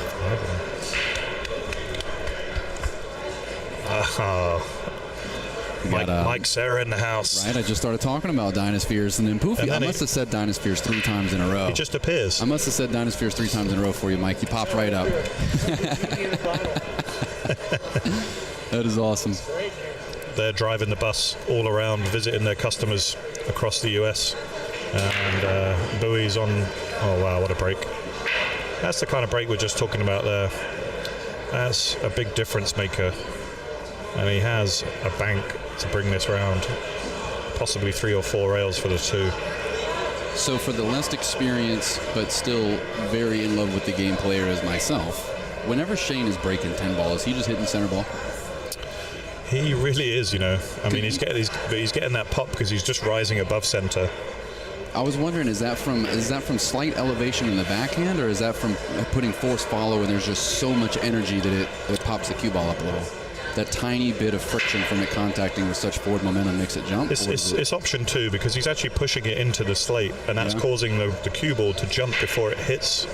So it's actually arcing. It's actually just bouncing before the contact, and that's what causes the pop, rather than it being a flat hit. Got it. I mean, hey, chat, you can always trust me to ask the question that I know you guys want to. It doesn't bother me. Yeah, cheers everybody. Thanks for tuning in. It's been a wonderful start to the weekend for us. An honour to commentate and see these 2 guys playing and going at each other. And as you can see, SVB is in full gear now, 12-5, racing to 20. Making it happen.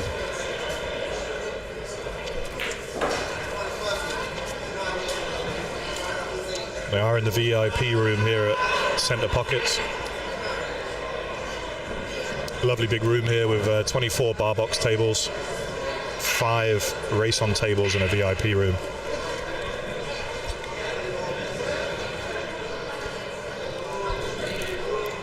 Yeah, this is a beautiful establishment here. Billiard Sports Network is very happy to be partnered up with Center Pocket. Guys, make sure you hit that subscribe button. You're definitely not going to want to miss out on the content for the rest of the year, even the rest of this weekend. Even the rest of this weekend, bud. Looking forward to this one. It's going to be some of the matches tomorrow. I'm playing in it as well, so but I still find that this is the best seat in the house. We're going to have Jake Lawson joining us back in the booth again in just a moment when he's finished doing his.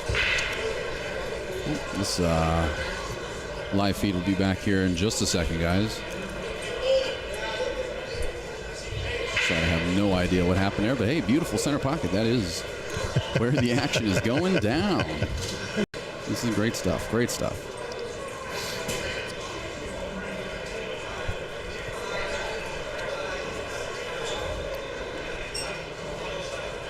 We're going to have to get them, we're going to have to get them out of there. I think that's where Jake just went.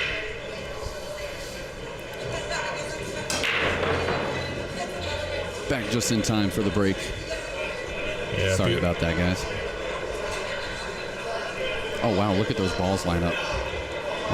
Wolford's break is just not panning out well for him. I mean, whether or not he's making balls, he's got clusters. He's not getting an open spread. He's parking the cue ball, which I love.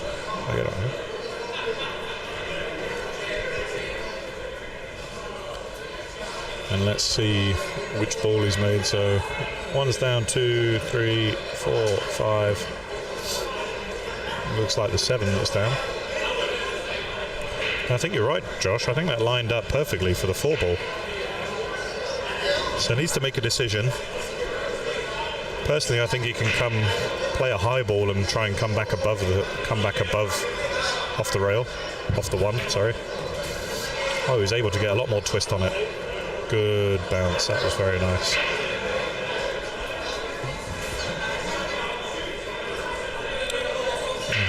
SVB's just managed to maintain that 7-8 game lead that Shane really needs to kind of just drill down on.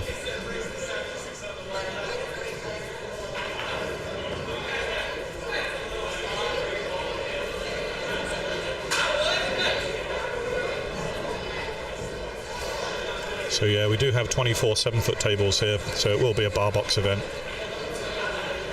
We'd obviously love to bring you 9-foot action, but a lot of Maryland here does play on the 7-foot tables. And you saw him just lift his head up a little bit too early there. Kind of just got up off the shot. Knew he'd missed it quite early on. I feel like that's the same exact thing that happened to him before. Whenever he missed the one ball to the left earlier. Correct. Yeah.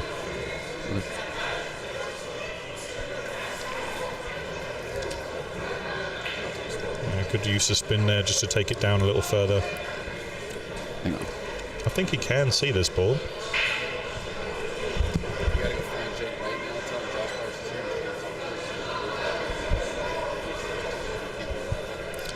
So let's have a look. I think he can maybe see if he can see the whole ball here, he's going to play this. Yeah, just elevating the cue there. Very good angle there. Just popped it. Tried to pop it over the side of that ball. Didn't get away with it. That's been the difference this time, Josh. I think he's not got away with it, which has been maybe where SVB has kind of excelled.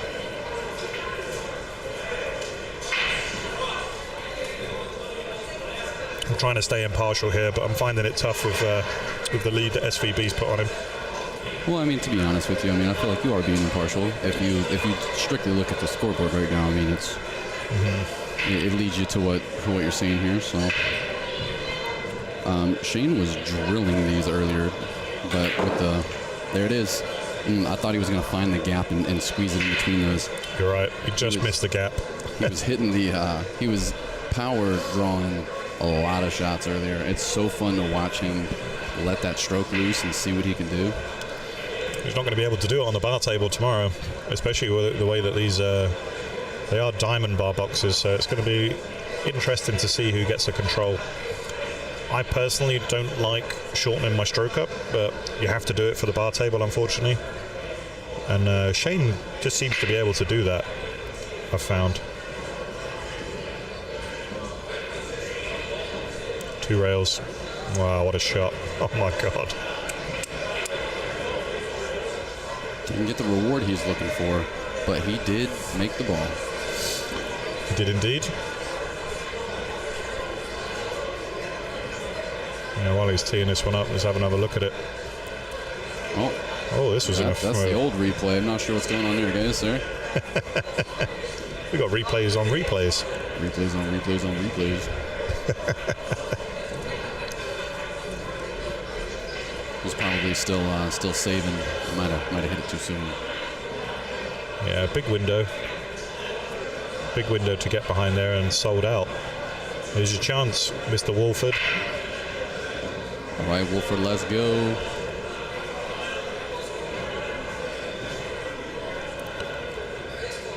Again, he's hampered by a difficult position. See where Shane VanBoening's left him. I wonder if he has the carom onto the 8, or whether he has to draw this in behind the 7 to the left-hand side. I was going to say, I think he can just get above it and shoot it in the corner right where he was standing. Or is it a hand flipper? You carry him into the 8 and the side. That's a hand flipper. There was a little... The Mika. We call that the Mika. I think that has just been universally accepted as the way to show frustration at the table. Yeah, the Mika. The diva.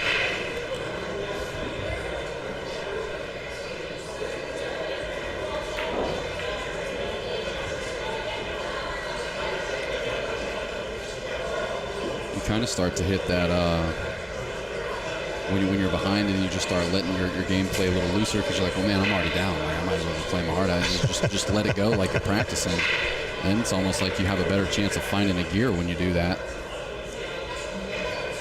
Because I'm telling you, he was running racks back to back to back last night. He's more than capable. We all know it. It's just what you do on the day, unfortunately. Well, and the big difference was, aside from the tip stuff I was talking about, obviously, he wasn't in the box with SVB, and there wasn't a room full of people watching at the same time. So definitely adds a little pressure. But as you said, he's a seasoned player. It's not like he's brand new to the game by any means, or he wouldn't even be able to be in the box with this man. No, exactly right. And we kind of predicted before the match, if he can stay within 5 of Shane, SVB, sorry, I still think that's a good result. You know, he came into this late preparation. Yeah, I mean, you can't. I mean, I guess you could expect to step in the box and beat Shane. I just think you might be disappointed if you think you're going to beat him the first time in the box every time. That's right. I mean, I agree with the mentality, you know, coming into a game that you're going to win it. But I'm a realistic man. I like to set my goals low. I'd be saying to myself, I get to 15, I think I've played exceptional. But if I get the win, it's a bonus, and it's a very steep learning curve. I started just counting my mistakes while I play, so it's like it's just that's about, a good way. You know, because if I play not making any mistakes, then the opponent doesn't matter, right? That's the thing we all got to try to do, is just play the table. It's incredibly difficult to do that. I agree. I mean, you got to look at what SVB has done. SVB's had 5 or 6 break and runs as well, whereas I think Wolford's maybe had 1. I think he's only had 1. I don't even think he's had 1, right? I don't think I've recorded a break and run for Wolford. I'm not going to lie. I had all those audio issues in the beginning, so if it happened during that, I definitely missed it because I was troubleshooting. But no, I don't think he did, because he was 4-0 down at the beginning. All right, let's see what we can do here. SVB came up about 2 balls short on that, and he hit that really soft. So you got the 5-8 tied up on the, close to being tied up on the rail together there, but 8 is probably going to go as a combo. So he's going to give Wolford a chance to open his stroke up here. Gets a nice little love tap on the 4 ball. Keep him high enough on the 3 without it being super, super difficult. That was a lovely stroke.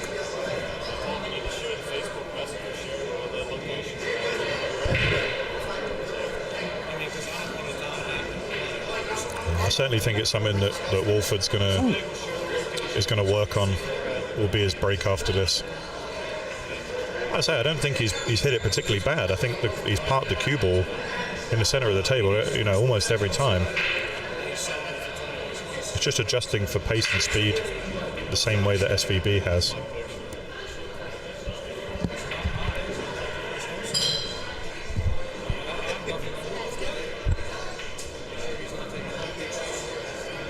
Nicely done.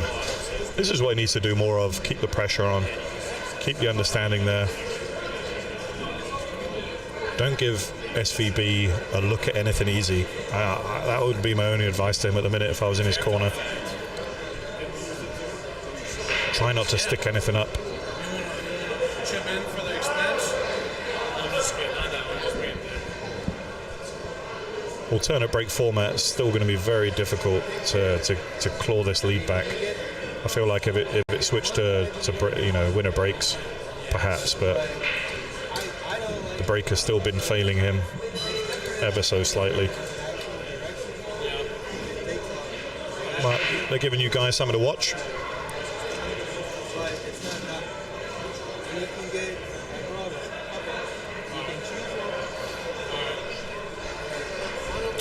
I think the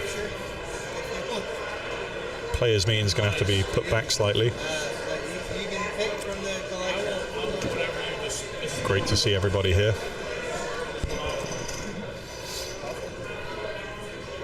This is thin snick. This is going to be tough to control the cue ball, especially if he wants to try and leave a bank on the 5 next.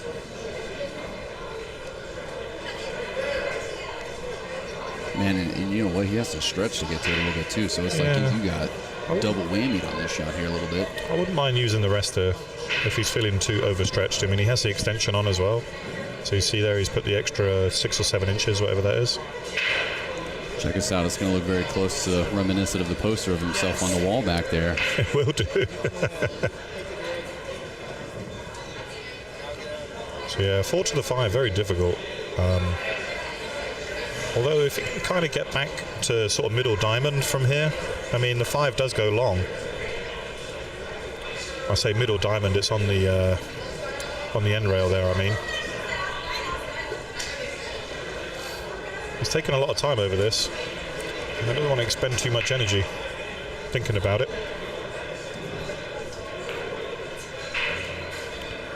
Yeah, try to nudge it instead. That was a big ask. Instead of trying to play it lightly and holding for the 5, he tried to bump that 5 out of there. That was tough. Put me in, coach. Put me in. Oh my gosh, it's been like, I mean, I seriously need to wear a mask all the time. So the official championship DynaSphere tour bus has officially pulled up, and it is massive. I can't wait to see it. I had to help Mike park it with Fred. It's something to be seen. Anyways, sorry I was gone. Well, all right. Oh yeah. Not the one. Okay, and what I was talking about earlier there, Josh, was just not giving him anything too easy. Yeah, I can barely hear you. Yeah, so yeah, and this for Shane is just, I still feel like that's too easy. Yeah, I feel like he just slices right up the rail. You see, he's just hitting center ball. Just wants to come and bring it back. Look how pure he hit it. Oh, you don't want to do that? Wow. Yeah, that was nice. And again, he's just letting him in just a little bit too quick. Allowing Shane just to let his stroke out.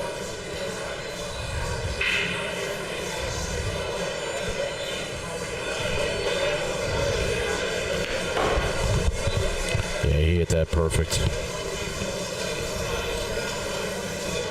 May have to come underneath now.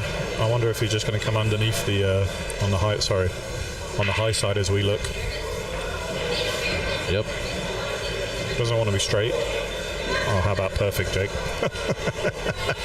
I think he takes perfect pretty often, to be honest with you. It makes the game so much easier if you're on the right side of the next ball. You know, it just makes the game play. I mean, it looks easy. It's really not, but it looks simple.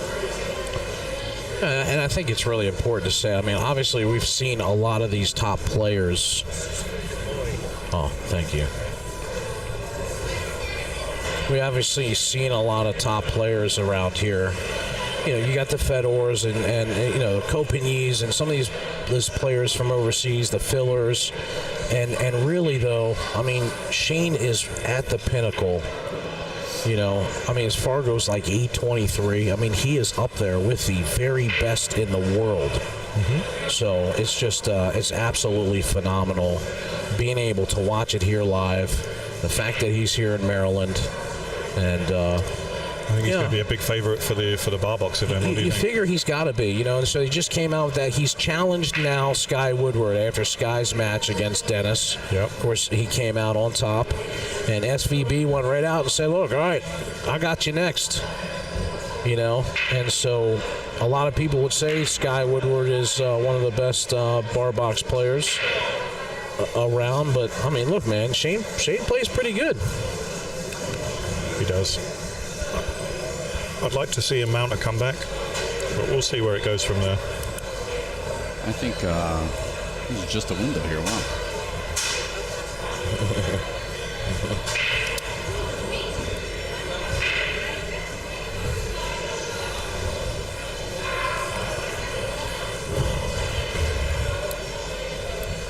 It's a small window, but I wonder if he can play the 2 onto the 7. I wonder how close that is.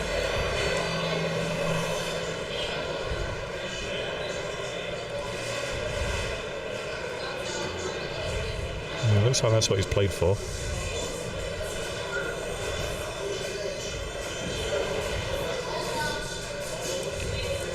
this one could go wrong. Not a very straightforward combo, because the 2 could squeeze onto the rail. That's why I hit it a bit harder. Yeah, see where it's just finished. Tight, yeah. Cross bank, perhaps? Or does he go down the rail? I mean, how smooth he hit that last one. Yeah, he calls the bank. He's got plenty of space to come around for the 3-ball too, so he's... Yeah, the cross is looking good. He can use the long rail, then the end rail, and just come back for the 3. He hit it a bit soft. See, just widen the angle. Hit it too soft. Yeah, and if you put any more juice on that, you lose the cue ball and end up on the top side of the 3 there. So you can definitely tell that was his motive, and it just made the shot more difficult.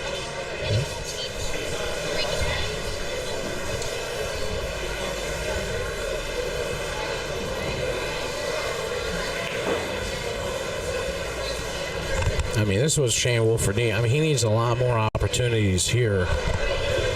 You know, like the missed bank by SVB. It's just got to settle down, man. Climb back in this match. Still alternating breaks, so I mean, that's gonna make it so tough. It's tough though from here. I mean, Shane is 6 away from finishing it up. I almost feel like double figures will feel like a win for Shane Wolford.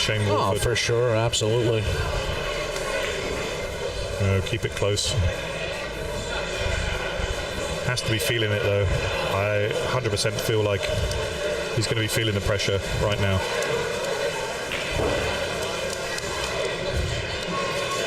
Although with that stroke you wouldn't have thought so. Played that one very nicely.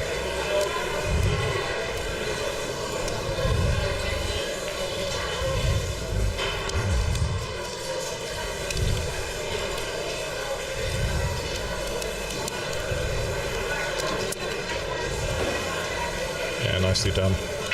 I've lost track of the break, but whose break is it next? Will it be SVB or? I couldn't tell you right now, brother man. 14-6 is 20, 21 is odd. So 7-22 is even.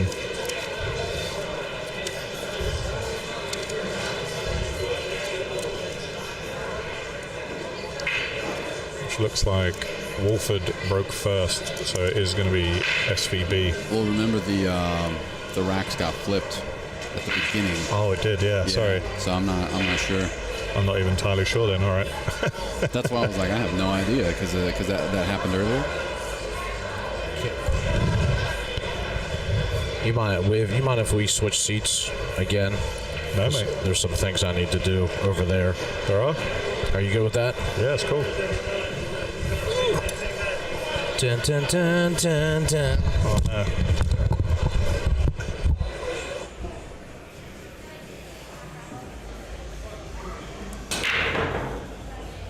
You hear the monstrous break of SVB. Oh, the 1-ball's tied up again. Same touchy scenario. You think he runs this one down just because he can? I mean, I don't think you need to. Look, he's playing the kid hard. Look at this. Yeah, he's not lighting up on him at all, is he? It's like we just need it's 14-7, is that?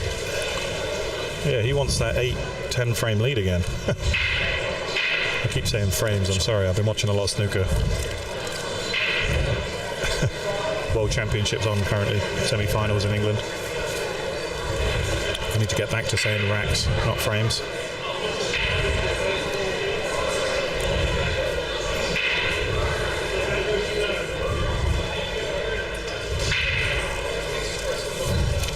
How's everybody out there liking the stream? Let's see if we can give us a push, give us a like and a share. Subscribe if you're not subscribed to BSN already. That'd be awesome. And you'll get the notifications when we're going to stream from tomorrow onwards also.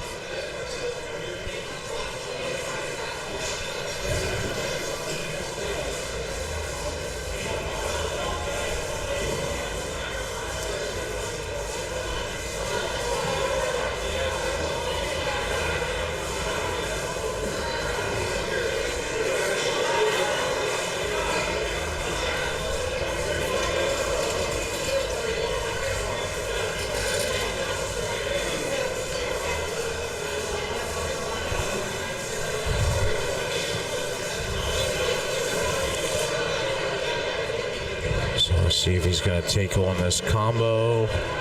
Oh, man, did he try to play it off the backside of the 6? Maybe a two-way shot there. Yeah, I think so. But he has left it. He has left a shot.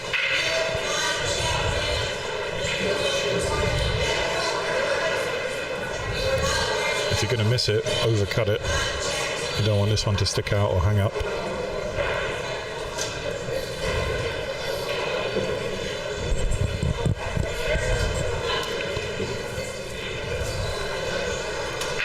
Come on, Wolford. See what you got. Twister in.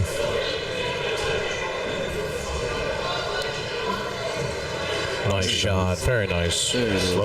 Slow down, ball. Maybe it'll tap it. Give him space. No good. Oh, Oh, there's the head scratch. Oh man, I did it again. yeah. The Brittany. I was not prepared for that. Hey, well, we know what Bill did to pass the time on his drive on the way here. Yeah. I like the dry break too, called the Dolly Parton. Oh, yeah? All bust, no break. All There- bust, no balls. There you go. Classic. Yeah, he got himself in a little bit of trouble here with this 4 balls. What are we thinking? He's going to jack up. He's not going to make that same mistake Shane did earlier. SVB made. He's just trying to push it to the top rail and get some separation. And he's going to get good right here. Look at this. That was a great shot. That was a nice shot. Controlled it well after the obvious frustration that he had. Shane's called it in the middle pocket too.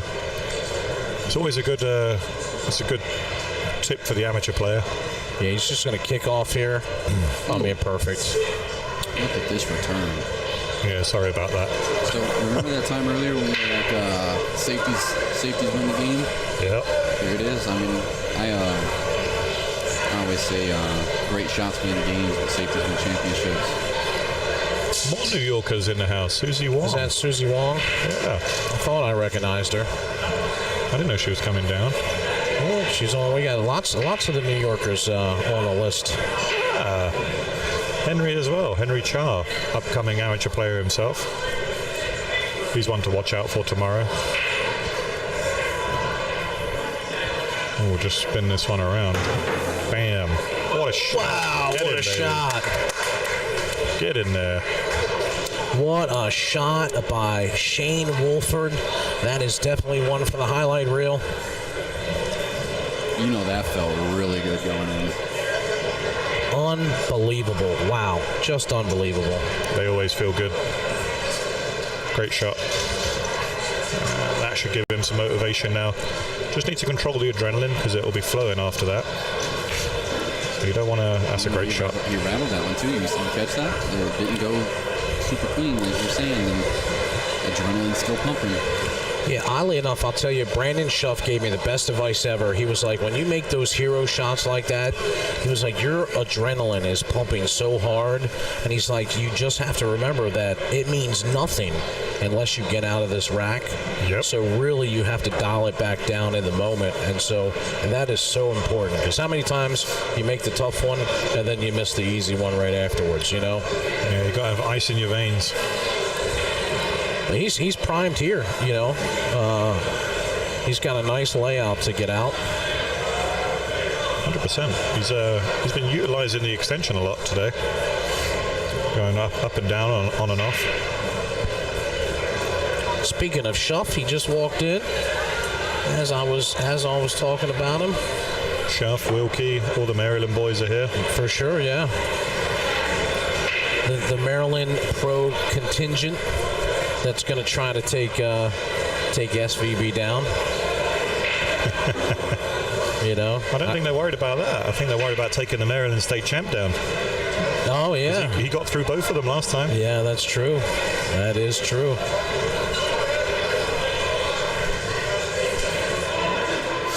So, what are the top pros that we got in the event this weekend? I mean, we have a whole somebody did a nice list earlier.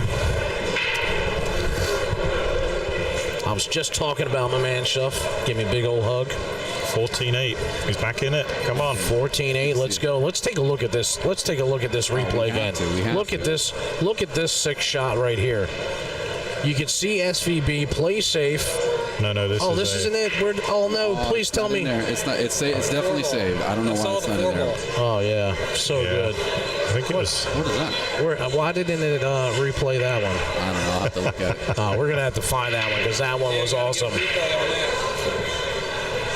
Yeah, we'll get something up. So good. We gotta find that one and plug it in.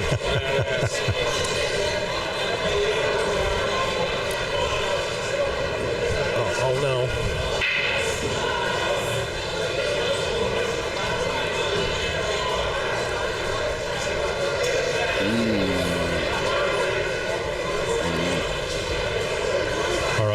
Shane with the break now, so let's see if we can capitalize. It'd be great to get a break and run in now.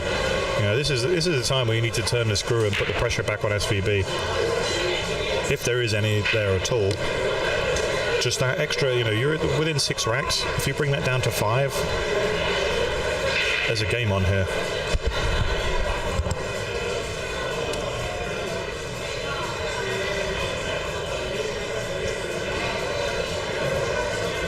I'll have to find it. It's somewhere in there because we hit it a couple times, so it's in there somewhere.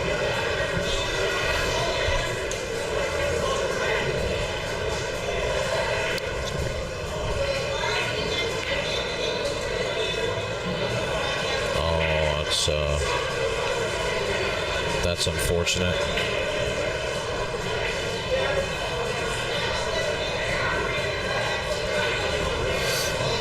That was unfortunate and just straightened up on him there a little. I think Shane's really going to just twist the knife in now.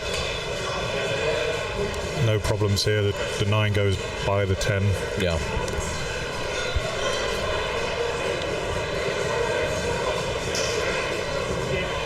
Doesn't want to be straight.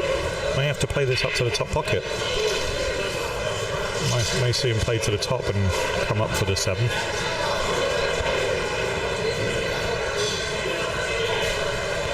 The way he's been playing them, I don't think that's a problem. Just chose to draw it instead. Must have been laser straight. Perfect.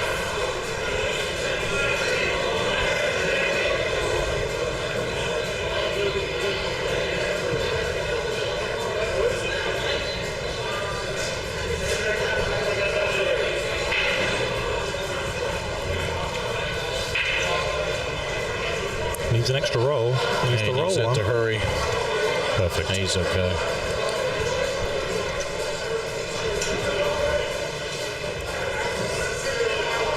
Ooh. Oh man. Hello. I'm a little surprised by that. I'll take an unforced error, please. I mean, yeah, 2 ball out. This is So 14-8 as we said, 14-9, that'll be 5 gap, but it will be SVB's break next.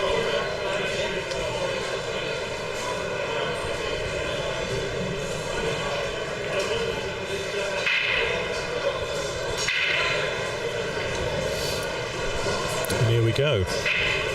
He's showing some minerals. there you go.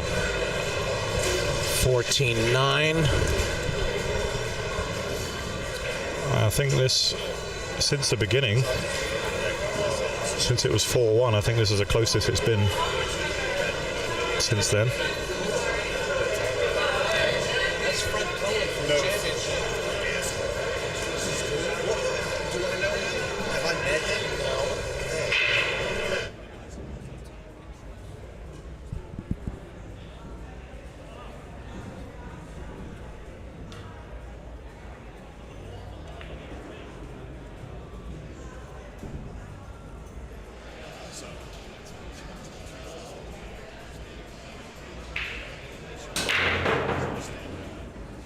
Monstrous break.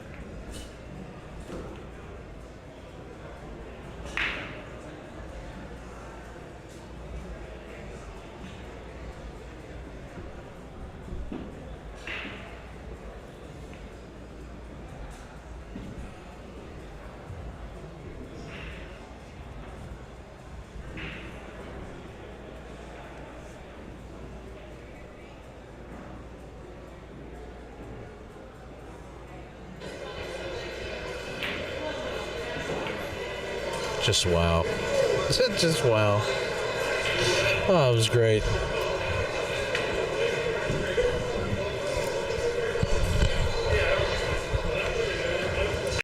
Nice shot there. So funny little story, guys. I want to share it on the stream because this is actually hilarious. So Fred Cohen is here, who is the president of Championship Fabric, which is the parent company to the DynaSpheres. And he was taking pictures and video, and our tournament director, Steve Fleming, whatever, said, "Hey, sir, you can't take, he doesn't know who he is, you can't take pictures and video." And Tracy went over there and said, you know who that guy is, right? And Steve was like, "Oh my gosh, I'm so sorry." Hilarious. At least Fred didn't say, "Do you know who I am?" I would have for sure said that. Yeah, I would have too. Look at that shot. I don't know if the 7 goes underneath the 9, perhaps, or if he's looking for the 9 combo, perhaps. Is there enough? I didn't get to see. Is it far enough away from the side pocket that he could play it off the side of the 7, or no? It looks too close to the other. You know what I think he's looking at, and this would be crazy if he gets there. It would be cue ball into the 7, into the 10, into the 9. I think.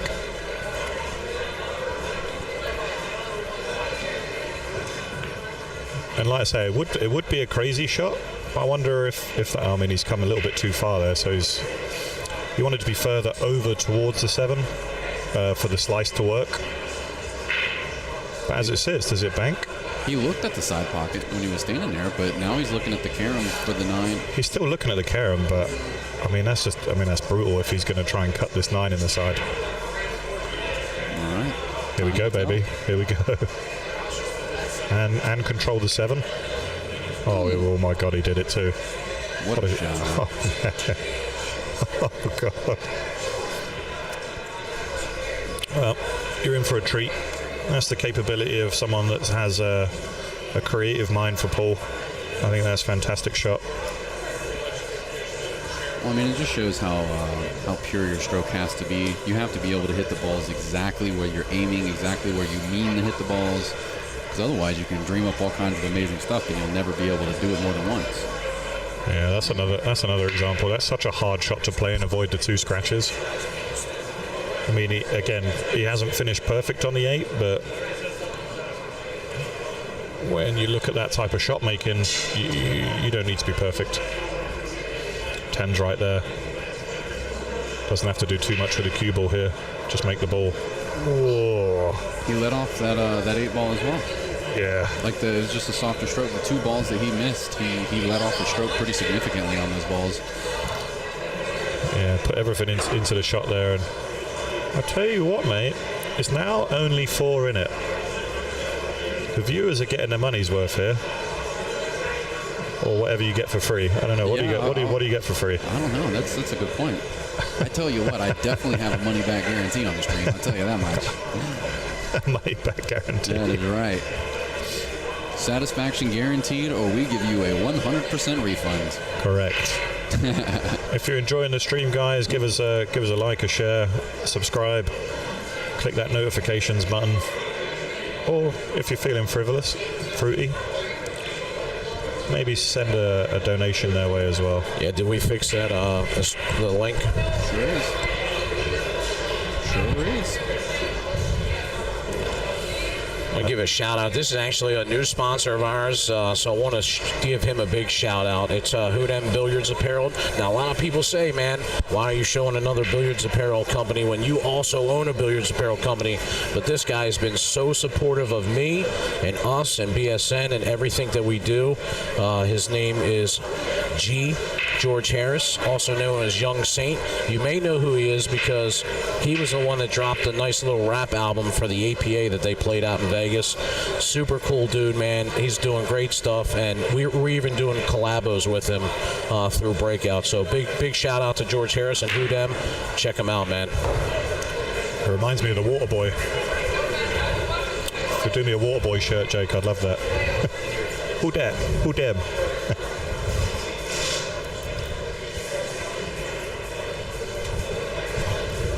I may never be able to commentate again, it seems like. You're a busy man, mate. It's okay. I mean, I may never be able to do what I actually I just made a great joke and got nothing. I know. That's what I mean. That's what I'm saying. Nothing, mate. Just absolutely nothing. I heard the water boy, and then that was it. For sure, we are making signs tomorrow to hang up here. I'm going to print them out real nice. That says, "We're live. Please do not disturb." Yeah, right on the glass, right? Yeah. The booth thing that me and you have discussed fits here, by the way. Oh, yeah. I mean, look at this, dude. Look at what's happening right now. Wolford's at the table. It's 10-14. He's about to get within 3. He was 9 behind everyone. 9 behind. Shane gave up 2. Alternate break 2. I think this is what people definitely want to see. This is what they want to see. I think the people with the sweat bets want to see it because sure. They're getting 4 and 5 on the wire. That's what they want to see. And I know it's what Daddy Wolford wants to see too. Oh, Corey, the father? Yeah, on the Corey rail. Wolford, yeah, for sure. Nice folks. They own the Wolf Stand. I give them a little plug. Yeah, they're good guys for sure. You were down there, weren't you? No, you weren't there. You were in Florida. No, I was in Florida, but I did meet Corey down in Florida, along with Shane, who was beating up on Josh Roberts, one pocket too.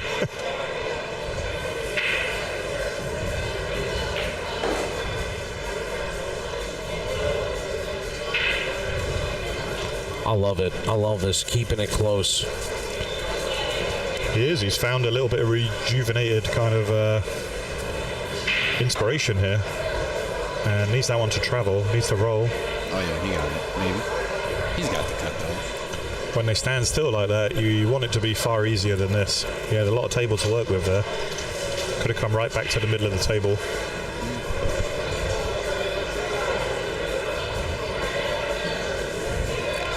I think we should have oh, I hope he makes this. Come on, Shane. Come on, buddy. Yeah, I like it. He's starting to feel it. I like it. Look at that, 14-11, 3 in it. Now we're going to see if SVB does sweat.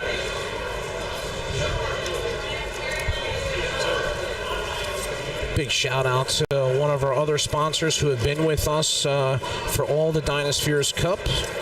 Premier Billiards, one of the best online stores for pool cues, cue shafts, cue cases, and billiard accessories. They're offering free shipping on all orders over $50. Plus, they now have a firm, so you can order a cue now, pay over time. Of course, it's owned by one of my good friends, Chris England, from the Clum House Bar and Billiards in Lynchburg, Virginia, and managed by Rick St. Clair. So definitely check them out at premierbilliards.com.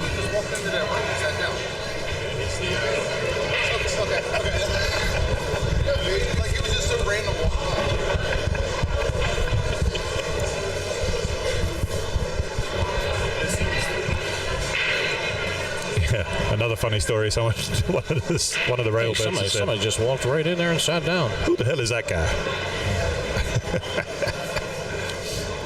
This is a sticky wreck, you know.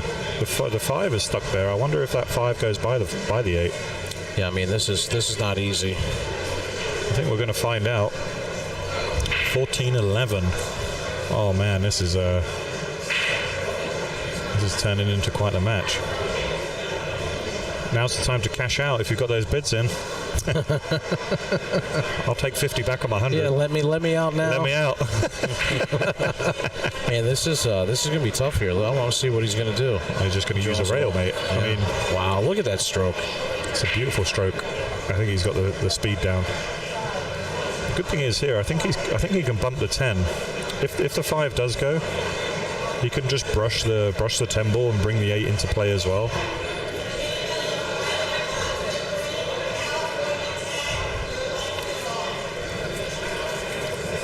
Or is he going to avoid it altogether? Yeah, he just avoided it altogether.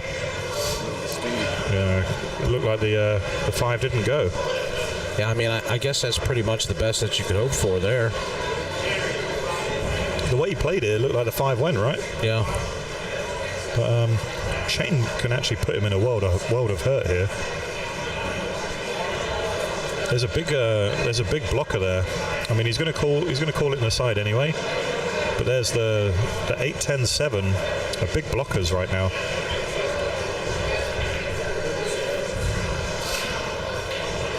Yeah, even, I mean, doesn't want the 9 to drop. Oh, Wow. if the 9 dropped there, Shane could put him back in. Sure. Oh, it's getting tense. Remember, SVB still needs 6 racks. I mean, Shane failed to get out on two racks, leaving Wolford a 2-ball out. And those racks weren't that far apart from each other, and they both happened during Wolford's amazing comeback right now. So,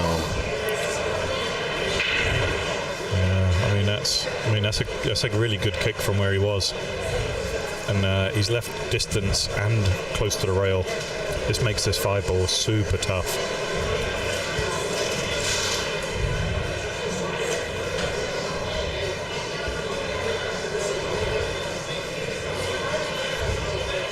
He's looked at it though.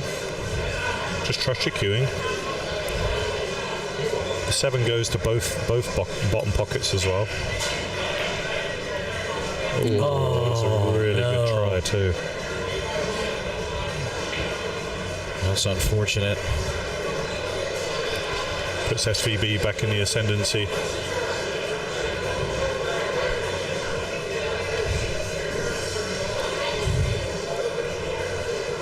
He's going to have to do something here with this, the 8-ball. Does that 8-ball go by? I don't think it does yet. I don't think it does. I don't know. This is why he's drawing deep into it. He's going to try and come behind the 8. Oh, how do you hit that? Wow. Oh my god. Oh, it must go. It must go behind the 10. What a great shot that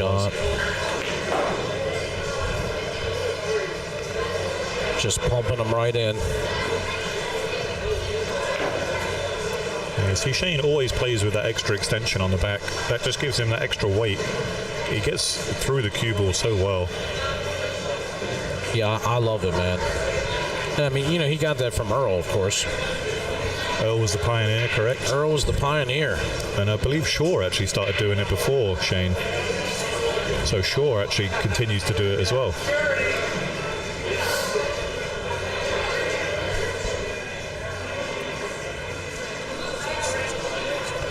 And see what Shane can do. He just opened up another extra rack. 3 or 4 game cushion is huge, especially in alternate format. Makes it very, very tough to mount a comeback, but Mr. Wolford can be very happy with what he's done so far. Hasn't given up. No, I mean, certainly not 11 to 15. Nothing really to be shy about here. Oh, he squats it dead. He needs something to drop. It's not going to get there. He's been squatting it too. Yeah. This is unfortunate, but he's left a wide open rack. 1 goes by the 2.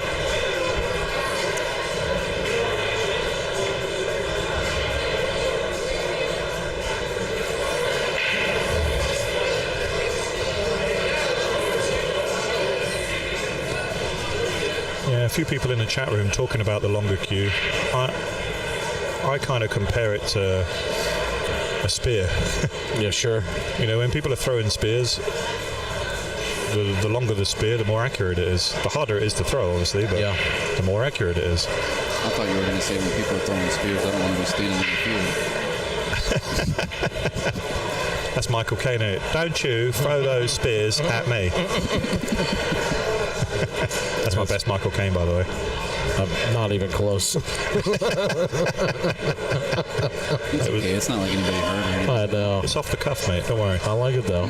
I'm here for it. I took the bloody out of it, too. Don't you throw those bloody spears at me.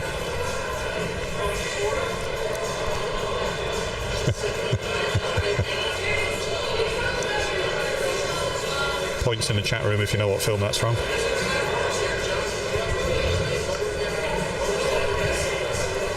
Left a naughty little cut here because he's going to be losing the cue ball. Cue ball's going to be going wild. Yeah, I mean, what do you do here? Do you just? I mean, you can spin it, but it looks like he's going to play heavy inside and try and check the cue ball, just like that. That was a danger with the scratch. Look at this. Is he going to get snookered behind the 7? Yeah, he does. Sure does. Wow. Wonder if he jumps. Maybe we'll have back-to-back jump replays. Yeah, it's just it's unbelievable. I mean, that was the best that he really could hope for. There. In the position he was in, he was trying to come back up underneath the 7. Sure. But just caught the point on the corner pocket there. Well, it's dangerous trying to kick at this one rail. Because there's nothing really to hide behind. I don't know. I'm interested that Shane hasn't pulled out his jump cue yet. I was literally just thinking that to myself. I wonder if there's a reason that he's practicing. Is he just doing this because he can, or? I think so, man. I mean, is there some kind of ulterior motive that's kind of like? Is he going one round this or two? Yeah. Well, he sells out a little bit there. All right, Wolford.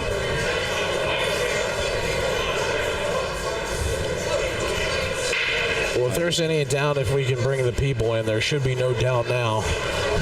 This place is hopping.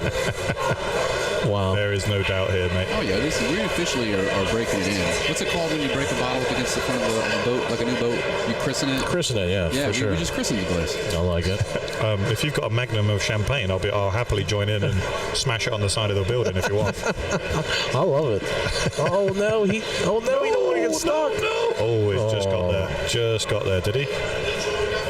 Let's have a look at his body language. Body language says. That's unfortunate there. I think he's hooked. I don't know, I think body language says otherwise. His body language has been strong. Did he correctly guess Zulu? Good guy. Yeah, it's got some knowledgeable people in the chat. I made it easier. I like it. I think you can see this. I think you can. Oh man. I think you just add intention on purpose. Yeah, just insert dramatic effect. Yeah, a little bit of inside, and this should hook nicely. If you're ever worried about that, yeah. Look, see, he even hit it fat. He hit it fat. Yeah, see, he hit the near side. That was going to go all day, Dale. I don't know why you were worried. Oh, I'm so excited to see Wolford clawing back right now. My man's keeping himself in it. I mean, what a debut against SVB. You're hot off the MD state champion and championship. You come in here and you're running 4 racks behind SVB in a race to 20. First time ever playing in the box. You're breaking double digits. I mean, like And let's remember, he's not had the best run. His break hasn't worked as well as it could have, and he hasn't really had the run of the balls like SVB. Yeah, very true. So we could be looking at an even game, or perhaps even Wolford in front. The difference being that SVB has just shown his class, he's shown his experience, and he's got out when he should get out. Yep. And that's the difference. Good point. It's a really good point. Yeah, I think if you take out the racks that Wolford didn't close out early, I think we're looking at a tied race here. Just from the jitters in the first few racks and set.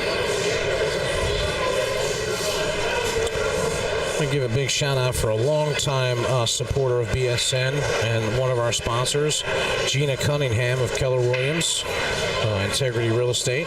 She's right here in Maryland, and right now you can save thousands of dollars with listing fees as low as 1.5%. Wow.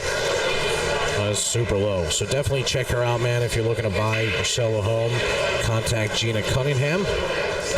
We certainly do appreciate all her love and support over the years. Thank you, Gina. Corey Wolford just came over and gave me a tap and said, "There's no quit in my son." I love it. No quit whatsoever. I love that. And very easily the tides could change here, Is he going to get... Look here, look at this. One ball's not going to sit. Yeah. There you go. Not perfect on the one. And somebody rightly said in the chat, and I'd forgotten about this, Shane did get an extra game from the 10-ball combo that didn't go all the way. That's true, yeah. That could have gone the other way. That could be a 2-game gap right now. Yeah.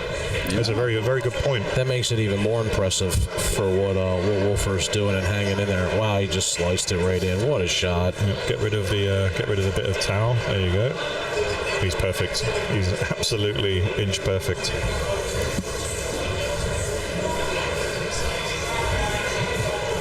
Obviously, he'd like to be closer, but he's, we're talking about SVB. mean, if this is how he shoots on this victory too, I can't even fathom what's going to happen on this bar table. They are. They're 4.5-inch pockets. You know, we measured them out earlier. And he just rifles them down the rail. And what I like about the Race On is it does accept the same way that you can fire. Looked himself. Whoa! I didn't see that. It's what happens, you know, when you fire back at someone, the rolls do come back your way, and he hasn't had a lot of it. But I like when SVB lines this up 2 rails. He made one of these earlier, and it was a great shot. Oh, it was beautiful. Rather than, you might see a lot of people go 1 rail at this. I like the 2 rail too, because even if you miss it thick, you've got so much more opportunity to get a safety from it. Yeah, I mean, that was one of the things that I noticed very early on from top pros when they kick at balls. Always trying to come in 2 rails. And look what's going to happen. I mean, he's... Yeah, you see what I mean? Yeah. Hit it thick, and he got the good safety out of it. That was the difference. If you make it, great. You know, if you make it, and then he's probably going to end up, you know, high on the 7, or high on the 6, sorry. I mean, he's left Wolford a look at it. Oh, he's called the bank, man. Wow, he's feeling good. Look, it sets up natural for the 6. I mean, he's been playing a lot of bank pool. You know, he went up to Ohio, played the bank pool open there. Did very well in that too. So he's not afraid of a bank. Look at this. He's absolutely nailed it, people. Wow. But no roll. Wow. Played it. I think he played that about as slow as he could have to get the angle. Yeah, without letting it. Oh, and look at roll this, actually. I think he can jack up and get this. He has to be aggressive here, because obviously the safety's still there, but I think he'll want to fire at this. I mean, is there even another option here? There is a safe. You can slide it. You can thin it and go behind the 8. Yeah. But I think where that's sat and where the 7 is, I'd like to jack up and have a go at this. He's going to thin it behind the 10 maybe. Oh, wow, he's going to try to put him down on the bottom rail, looks like. This would be a killer shot. I still think the better option was to go behind the 8. He ties it up with the 8. Does he get there? All he needs is to stop. No. It's still a great safe. It's still a good safety. Takes away a lot of options for SVB here.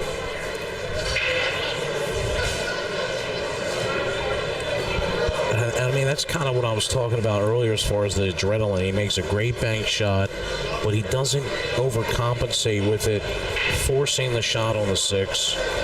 Elects to try to play the safety. Didn't get there, but still leaves a tough shot here for VanBoening.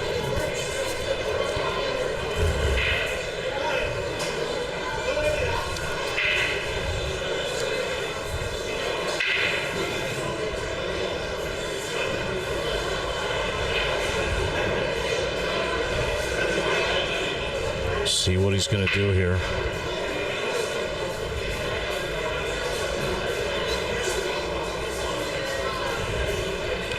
Guys, thanks for everybody tuning into the stream. Hit that share button. We're still not done. Oh, wow. He might get the 10 ball. Look, he's going to get the 10. Is he going to get there? He got there. All right, Wow. let's see another jump shot for the highlight reel. He's pulling it out. He was like foaming at the mouth to make this jump shot. Yeah, this one's far easier than the one he planted as well. And I think he can actually hit low on this and draw it for the 7 in the same pocket. Oh, it went in and out. It was, I think he hit too close to right in front of the 6, so the cue ball was bouncing when it contacted the 6. Yeah, too much pop on that one, unfortunately. Just too much elevation. But again, that's maybe just a little bit of it hurried excitement. Yeah. Because he knows he's close. He knows that was to bring it within 2. Yeah, like you're so anxious to make it and be in that position. Oh, wow. VanBoening just missed a straight in 7 ball. Oh, he is feeling Say it ain't so. It's is the feeling third it. time he's missed deep into a rack, and you're seeing the expressions become more and more. Just remember, they've been playing 2.5 hours now. We're 2.5 hours into this, and not one break has been taken. You can tell by his body language. Look at him sit in the chair, shakes his head. I mean, this is real. Unbelievable.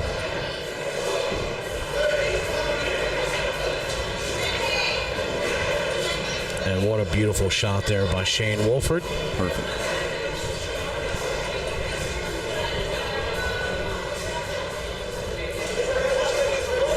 Just enough of an angle to see the cue ball come off the rail a little bit, a little away from it.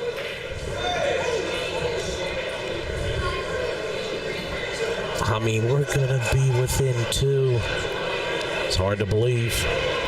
Would be within 1 if you take back that 10-ball combo. 13-15. Wow. It's not over, folks. It is not over. So remember that hill thing we were joking about earlier, Dale? How much did you put down on that? Well, I wasn't joking, mate. I don't know about you, but me and Jake laid 1,000. So. Oh, you put the bag on it. Okay. We did. Okay. Another big shout out to our friends over at the League Room. Chris Wilson, title sponsor for this event, the DynaSpheres League Room Showdown. Big shout out to him. Everything that he's done, he's wanted to be involved since the very beginning. Now he's on board with us, and we're super excited out there in West Virginia, in Parkersburg. So if you're ever out there, check him out. He's got a beautiful room. So thank you, Chris Wilson. Appreciate it, brother.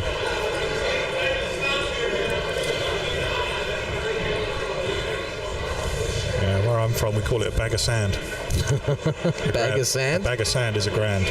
Oh, really? I've never heard that. See, I can still learn something new in my old age. It's good. Big power break. He needs something. Okay, he's got a ball down. Oh no, and he's going to get unlucky with the 1. He's got this. We got the 6 down. 6 ball down. Everything is almost in that one quadrant of the table right there. Yeah, he was feeling it, man. He was really feeling it there. All those guys that got 5 games on the wire are sweating it now.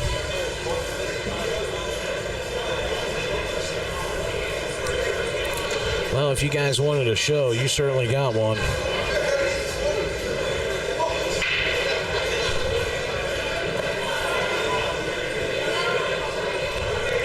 You certainly got one.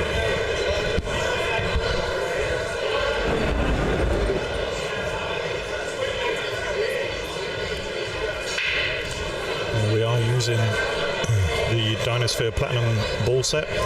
It does come with the 8-ball, 10-ball rack that you see there. It can be used for 8 and 10 ball. But it also comes with a 9-ball rack, so it's more of a diamond rack. That comes with the set.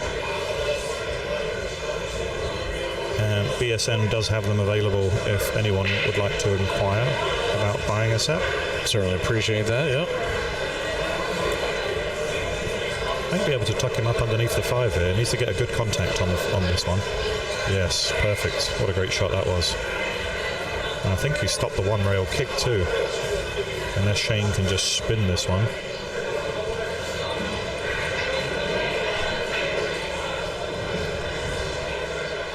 Yeah, he was just able to spin that, which is good. Rack will come off now. And again, I mean, that's really the best he could have hoped for there. Has he left a little bit of the edge? It looks like he has. Yeah, just a touch, but not easy to get this one safe. Doesn't want to hit the 5. Needs to scoot past it. Not perfect. It'll do, donkey. It'll do. It's not hateful. You know. Hey, thanks for your donation, John. Really yes, appreciate John. that. Thank you so much. Guys, if you want to make a donation, you can click on the link. All of our streams at BSN are completely free.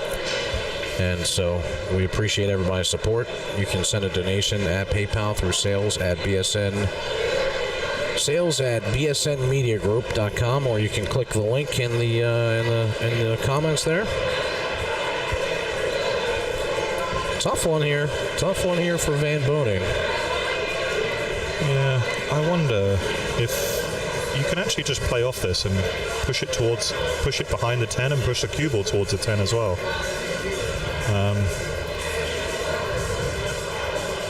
Yeah, there you go.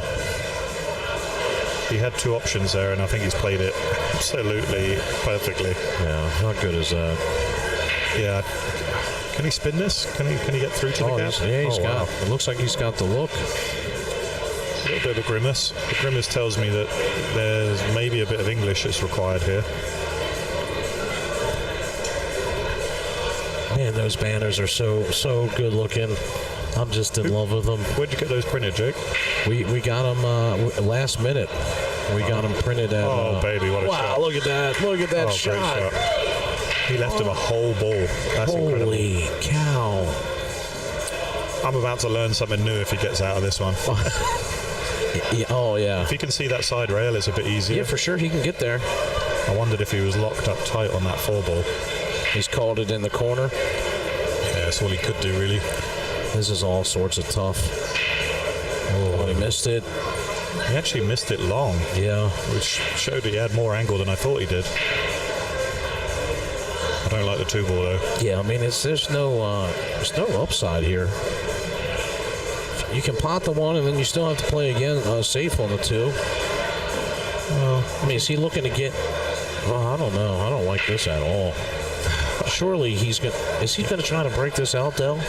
If he does, and he pushes it towards the rail, it does go behind the 3. I tell you what, this would be a suicidal shot, to be honest. Oh my God, he come behind it. Maybe. Oh. I don't know anymore, Jake. Does the 4 go? That would be something else if that 4 goes in the side. Tell me if that's dressed up to the side. That'd be ridiculous. Has he called it? Let's see. Oh, he did try to make it, but look at this. He's going to put him behind the 8. Oh, wow. The rack's wide open. Wide open rack. I'm calling it now, mate. He's now 14, freed 15. up the ball. 14-15 coming up. Wow. Shane has to kick at it again. He's called the 2 in the bottom right-hand corner pocket. He's going to have to shorten this one up, Del. Yeah, he did shorten it up. Connor Holligens, if you send BSN a PM, I can get you all that information. They are retail at $3.99 for the set, but if you send me a PM, we'll give you some special BSN pricing with shipping. And keep in mind, they sell lots of sets, right? But this is the flagship. This is the top-of-the-line set for DynaSphere. This is their bronze set is on par with the Super Aramith Pro. So this set really does go above and beyond. I mean, we are staring down the barrel of 15-14. I don't want to bring the commentator's curse into play here. Oh, you already did by saying that. I know. That's why I'm trying to right the ship, guys. Some say the curse doesn't exist. They do say that. I'm trying to write it so that way we don't have to find out. There's no such thing as a curse. Oh, I did it. I cannot believe I did that. I'm so sorry. I mean, Del literally just said the word. I just said no such thing. There's as no a such curse, thing. and- I am and so as the sorry. word said the 5-ball got rattled. That's just coincidence. It's pure coincidence. Yeah, definitely. You think that every time I say that, it hangs up as pure coincidence? Well, no, you're just bad juju, mate. I know that. Oh, for a okay. fact. All right. That's what I figured. We've known that from the Yeah, start. I roll bad all the time. This guy right here does not tell you, but look how straight this is. Oh, it's given him such a big relief. That is a huge boost. That is, man, and so that's what we're talking about, that deep shelf still on the rack, the raison tables. I can assure you that they can't hear us either. We're so far away from the table, it's unreal. Oh yeah, there's definitely no way that was a bird thing. Yeah, we couldn't fit in this tiny VIP room. Yeah, look how tiny that is. We're way on the outside.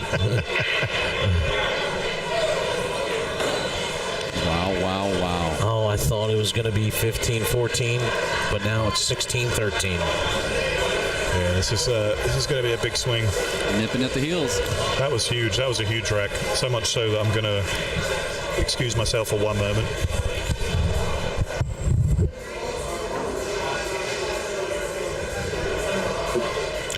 Big shout out to Center Pocket. Man, what a pool room this is. 24 7-foot diamond tables, 5 9-foot Rassin tables, located right here in Bowie, Maryland. And of course, the table that they're playing on right now is the Victory 2. Big shout out to Leah and Tassine, proprietors of this great establishment. Big break by Shane. Do I have you on? Squatted down. Yeah, sorry, my mic was a little far away. So he gets the 1 ball down. Eyes on the 2. I think there's a path for that 2 ball to find that corner pocket without a problem. Is that the 3 ball up there beside the 6? Let's see, how are you getting shape to this 3 ball? Because that 6 makes it play so much smaller. Yeah, he's gonna have to manufacture something here. Look at this. I mean, look at this. No, he doesn't want to. This is the impossible scratch. Are you kidding me right now? Look at him. Please, I hope that plays back. I hope you fix that. Hey, big shout out to Samuel Corti. I hope I'm saying it right. Thanks for the donation, guys. We appreciate it. And it's not just tonight. We're going to have live action all weekend for free right here at the DynaSpheres Cup 10-ball championship. Of course, VanBoening playing in the event as well. So I'm sure we'll get lots of looks at him. Wolford, of course, playing in the event, coming off his big win at the state championship here in Maryland. Just took that down. Of course, we got Wilkie and Schuff in the building. Oh, he just got perfect. Yeah, he got right exactly where he needed to be at. He's just gonna hit this real easy. He wants to pot the 5. Oof. That 4 came out a little bit more than he wanted, but I think he's still okay. I mean, you can still back cut this in. Where the 6 is at, he just needs to make sure that he controls the cue ball. are you playing for 1 rail and back out here? Yeah, I'm just trying to go down to the bottom rail like that and come back in between the 10, just like that, yep. He just needs it to slow down a little bit. That checked up a lot harder, or checked up a lot more than I expected it to. It's kind of hard to gauge it with the... Yeah, he had a lot of spin on that to try to just make sure that it comes in past the 10. This is still a makeable shot, but you know where the 7's at right now. He's going to have to punch this out. Yeah, see, he's taking a look at it because there's... I mean, you can try to just slide this out, but you don't want to slide it out too far and hit the rail and be stuck behind the 10 ball. So that's what he's taking into consideration, and he just makes an absolutely beautiful shot. Only needs it to stop, though. It's just getting it gets harder and harder, right? Each shot.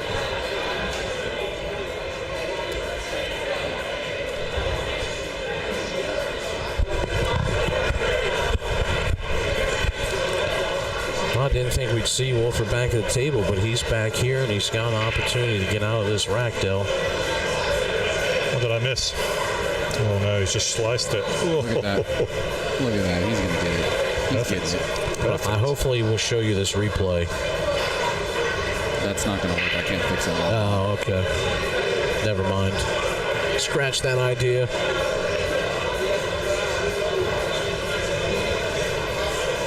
Very nice. Keep saving them, though, because I do get them. They just don't do the magic yet. I think we're going to have to give you an exhibition highlight reel after this one. Oh, sure thing.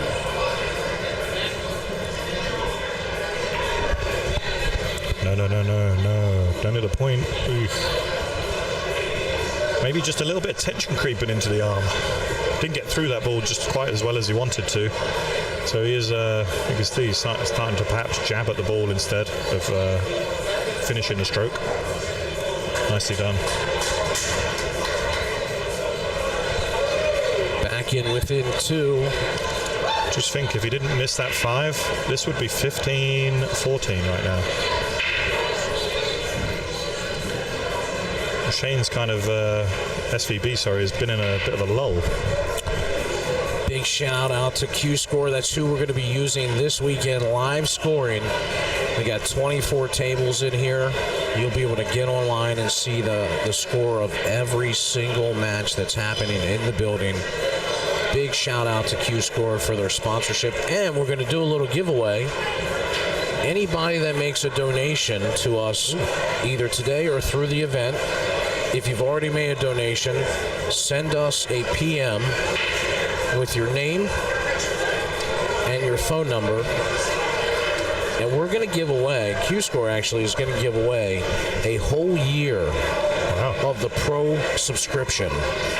So that means if you're a tournament director, if you are a promoter, a pool room owner, and you want to try the software out, and we're going to go even further, we're going to give everyone else that doesn't win 30 days free. That's brilliant. So that's pretty exciting. All you got to do is make a donation through BSN throughout the weekend. That's awesome. I love Q-Score. Keeps your profile, keeps your records. Really easy to use on the tournament app. Very easy to check when your next match is up. Yeah, and it's so easy to use. It was funny because I saw Cap and Dave come in a little bit earlier today, and Dave said, "Look, man, this Q-Score you guys are using is absolutely phenomenal. We love it because we can see every match that's going on." And he said, "We've never even seen it before." And they love to sweat it as well, don't they? Yeah. Because it gives you the live score on the table at the time too. Live scoring as it happens. Good shot. Brilliant shot. Really nice. Just in case anyone was wondering how to drop that donation so they can get entered in that giveaway, I went ahead and put the link in the live chat. Just in case you're watching on a device that's not allowing you to see the live feed and the chat at the same time, you can simply just send however much you're trying to donate to us over to our PayPal directly at sales@bsnmediagroup.com. That's sales@bsnmediagroup.com. This is the key to the rack here. This is because he has to play this high left and try and come around 2 rails for the 4. He may even draw it off the side rail actually if he's got enough on this. Oh, that was a safer option for sure. Perfectly done. Nice shot. 6 onto the 7 with those that are unfamiliar with the colours. The grey ball that you look at there is the 6, as you can see on the readout down below. So that combo is lined up perfectly, I think. He's just taking another look at it. So what do you think? Just stop this shot here for the 5? Leave yourself a nice angle? Doesn't need to do anything with this really. I like to come nice and straight behind the combo. I don't want to come on and off the rail. So the straighter I can get on this combo, the better I feel. So I wonder if we're going to see, earlier we saw him kind of try to float in behind. I wonder if he's going to go all the way down this time. Nope, tries to float in again. Going to get on the rail or close to the pocket. Perfect. This is great. This is a great angle.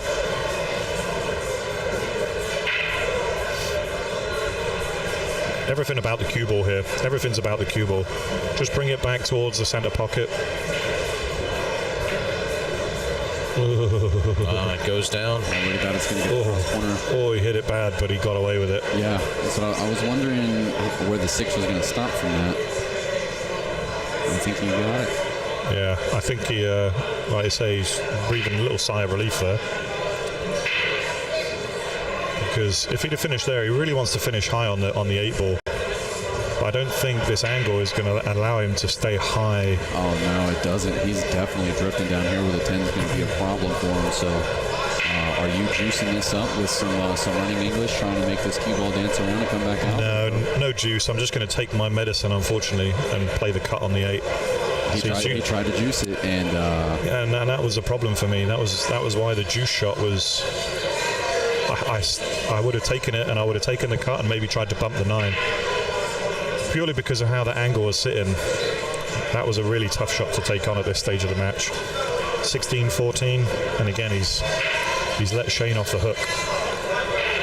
And look, we think this is a tough shot, but I've watched Shane in his house make this shot 1,000 times. I've heard you're the best player in your house as well. I am, absolutely. I never see you miss this one in the house. I strike again. Oh man, you even made him scratch. Look, I mean, twice. Jake, you need to get out of this booth right now. Just leave us to it. Me and Josh will take over. And I haven't even had anything to drink. This is unreal. This is unreal. Well, you've got the obligatory Highlander shot to have this weekend, mate. Well, we got to talk about this. No, we don't. My choice. My choice. he said no talking, just action. It gets worse every time, I feel like. Now, this is the angle he wanted first time. This is where he wanted to be. Yeah, he's like, this is what I meant to do. Yep. I mean, is he going to get within one here? Oh, man. So this right in. Uh-oh, that's two straight. Is this fatigue from Shane? Yeah, I've never actually seen him kind of unravel like this. I know it's an exhibition and not like a tournament. Like I don't think so. But I don't think it's fatigue. The guy plays 10 hours a day. He's insane. Look how nice that was. But they have been playing nearly 3 hours straight now. and he warmed up for 3 hours right before that, and all he took was a 15-minute break. Yeah, I mean, look, everybody here is rooting for Wolford. I can hear it in the background. He's the local lad. They are pulling for this kid. And honestly, I am so happy that it's so close right now. 16-15. I wouldn't be surprised if halfway through this, when he got back to double figures, I reckon Wolford might have gone up to him and said, you want to play for 500? You want to add 500 to this? If he got even? Yeah. Raised to 4 for a nickel. Wow. Oh, double figures even. I think he might have already been in his shell now. I know that Corey Wolford is buzzing on the rail with mum and dad on the side. Absolutely, just phenomenal heart from this kid. That's why I said it very early on. All upside for Wolford here. That's my point, as we made earlier. You know, setting your goals and making them realistic. I said earlier, if you get to 15, you've done a great job. Everything beyond this is now a bonus. Sure. Oh, look, Shane's married to this one ball here. I fully believe that you should go into every match envisioning. There you go. Envisioning. There you go. It's easy for you to say. The win, you know, envisioning the win on that perspective. But Sure. I do think setting realistic targets and realistic goals is a good thing for your mental health. I'm just happy that this is a show. I mean, it started out very heavy SVB, and now we're so close. And honestly, this is, whoever you're rooting for, this is what you want to see. Where do you see him aiming here? Is he going to pin the one and come and try to get behind the 7 here? Like he's going to come off the... It's very difficult both ways, Yeah, mate. this is very... He flipped it the other way. There we go. All he's probably going to try to do is leave this one ball on the rail and try to get the cue ball to force him to make up like a bank shot or something. He needs it to slow down. That's not what he wanted. That is not going to get it done. And Mr. Wolford has a semi-tough, a semi-difficult shot, but I think the table seems to be grabbing a bit more. So you can play this with lots of low right, as Shane's looking at it, and just bring it down to where he's pointed his cue. 1 or 2 rails would be perfect. This one's all about execution. Don't decelerate.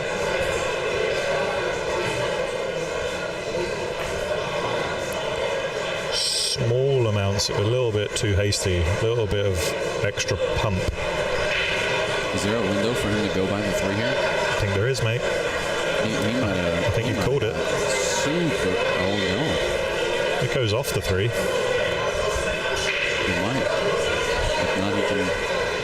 I think we're going to see a safety. Just try and put this on the top rail. Perfect. Perfect. And we're seeing a lot of heart from this kid. Oh, yeah.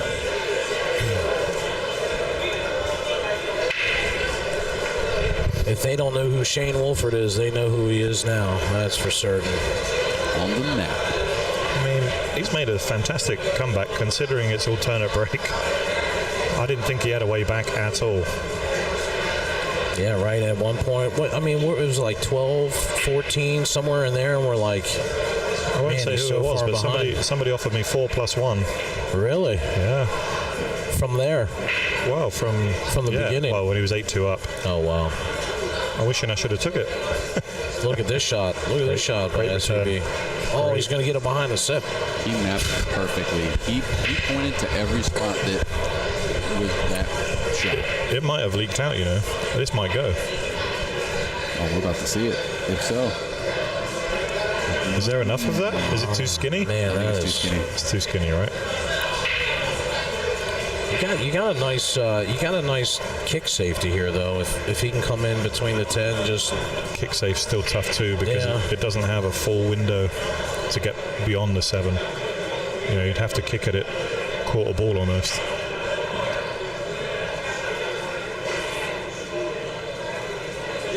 That was the best option, hitting it skinny. Very nice. Best he could do from there. Make him do something with it. I like Shane's shot here, though. He has the 3 and the 3 and the 6 are huge right now. If he can hit this thin enough with a lot of English, he can get this back behind the 3 ball. Just needs to hit it nice and thin. Doesn't want to push the 2 towards the pocket. Has pushed the 2, so he's going to use a 6 instead. Oh, didn't get it. Didn't get it. Is there enough for him? There is enough there, yeah. There's a whole pocket there. Well, I was thinking, is there enough for him to draw behind the 8, or do you just stun in front of the 8 and come back out? Oh, in front every day. Just with the slick cloth as well. There's no grip there. Oh yeah, yeah. And that's part of the making the adjustment to the equipment you're playing on. Correct.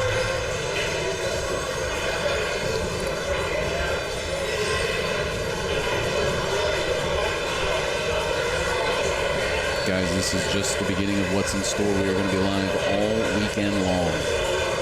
All weekend long, we're going to be live. On the Matchbox.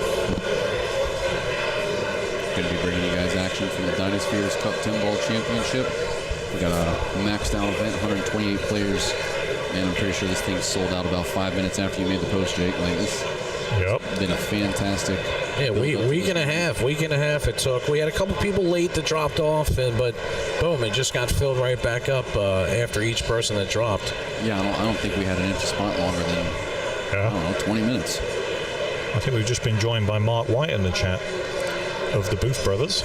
Oh, nice. Mark White. I know Joey's here this weekend, right? Actually, Joey's one of the ones that pulled out very last minute. Oh, he pulled out? 2 nights ago, he sent a message. That's a shame. Something came up, and he's just not going to be able to attend, so sorry to hear that. Yeah, this is nice. This is nice from Shane. Just needs to make a decision now, whether he wants to stay high on the side pocket or whether he's going to cut it back and try and come underneath the 10. Yeah, I just like drawing this back, like right to where the. Just stay high, right? See where the cloth is right there. See, that's the difference. See where he tried to rip it? He tried to come back across rather than just float it in and accept. Right. Just a nice soft draw. Soft draw. Right. That's where he over pumped it. And yes, he's got a good angle on the 10 here, but it was the harder positional shot in my opinion.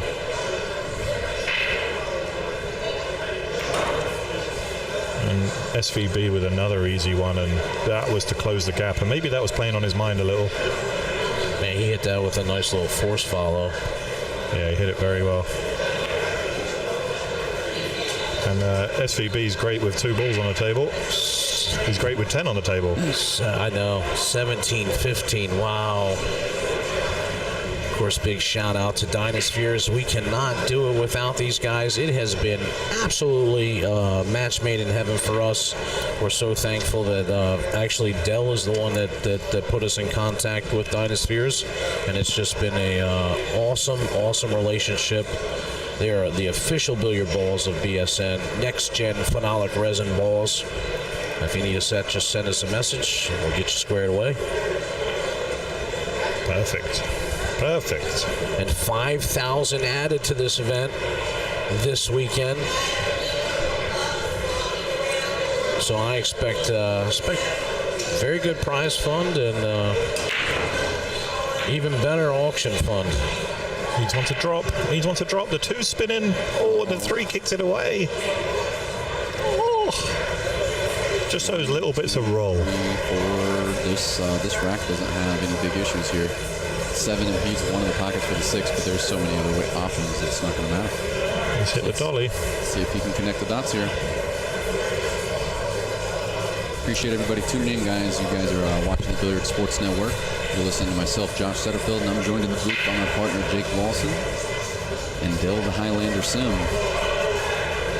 Shane goes up and down the table with ease here. Ends up a little bit closer to the 9 ball than he meant to, but still going to be totally fine.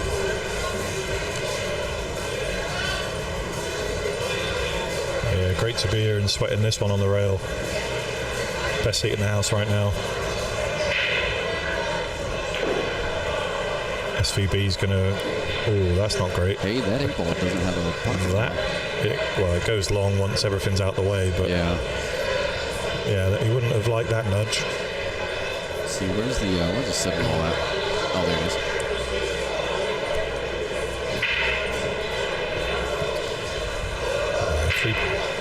Three to the 4. I don't see anything difficult here. I mean, the 5 to the 6 is probably going to be the key to the rack. 5 over to the 6, and then perhaps the 7 to the 8, because he's going to have to go from the 7 and underneath the 8.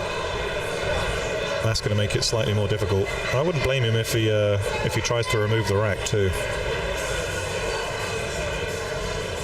He's definitely going to have to be shooting over that. Well, that's still a nice angle. We know he's got the cue power to draw on off the bottom rail if he wishes. Yeah, I mean, VanBoening is definitely thinking, I just want to close this out right now. Yeah, you kind of see it.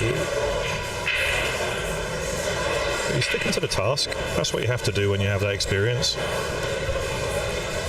I mean, he might hit that draw shot better than I've seen most people hit it. It's just so pure, you know. Now he's just leaving the angle. He's going to say to himself, right, how do I chop this one? Yeah, guys, the retail set, the DynaSpheres Platinum, which they're playing with right now, retails at $400. If you're interested in a set, just shoot us a PM in Facebook Messenger, and obviously not right now, but we'll get back to you with a price, including shipping. Be helpful if you just drop a comment, let us know where you're from too in the PM. Here's the key shot now. Will he go 2 rails and underneath? Yeah, and I wouldn't blame him for moving the rack there. Let's slide this one up, because he's definitely going to have to play over it. There is a referee to call it, but if he wants to move a ball, then maybe he should just mark that with the chalk. No, he's good. Shane's going to do it himself. Yeah.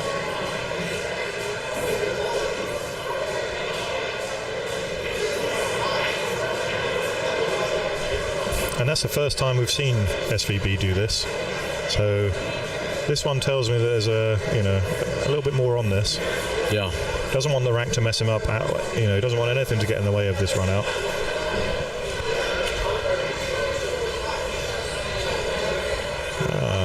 Mr. Alexander, good to see you, buddy. Thanks for tuning in. We've got someone tuning in from the UK. Up and coming 9-ball player on the GB9 circuit. Played in America. And a lot of the virtual things as well. Good to see you, bud. Ooh, look at that. He's frozen on the rail. Doesn't want to be there, right? Anywhere but on the rail. The good news is he's about straight in and doesn't need to do anything with the cue ball.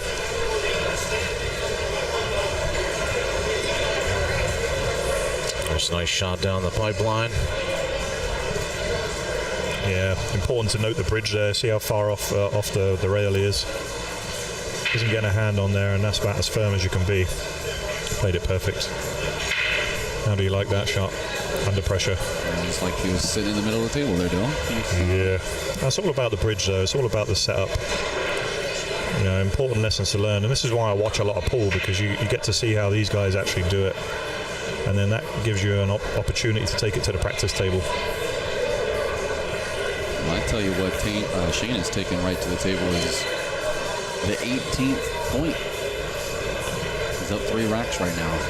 How many, what is that? That is rack 33 of the set here in a race of 20? Yeah, we've been treated to some good pool here, and neither of these guys looks like they're going to take a break. They're literally just going to hammer it out. Big shout out to Kevin Steer, Integrity Cues, Q cases, billiard supplies, consignment, escrow, lays, even got a layaway program. One of the great guys in the Q industry.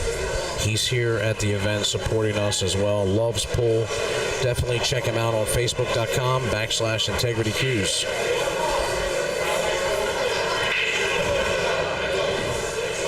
Back to the action. VanBoening leads 18-15 and breaking. Big break. Wow. He's absolutely crunched it, and look where the 1-ball sat. Definitely had more luck on the break, I think, because he really let that one go. Yeah, I think the cue ball actually popped up and landed on the side of a ball and still managed to stay in the middle. Yeah, that was a big crunch in that one, and maybe just relieving himself in a little bit of tension there as well. Man, he's going to power draw this back. Watch this. Nope. Oh, no. Perfect. Wow. 2-ball. I thought he was gearing up. The big windup. That's what it is. Yeah, it's good to see everybody out and about tonight.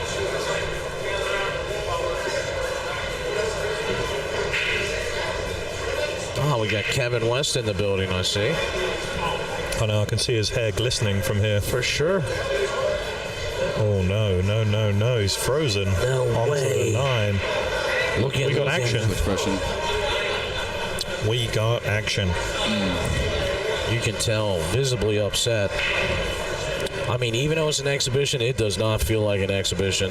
Yeah, these guys both want to win badly. He wants to win. There is no doubt about that. You see him shaking his head. He can't believe it. He cannot believe it.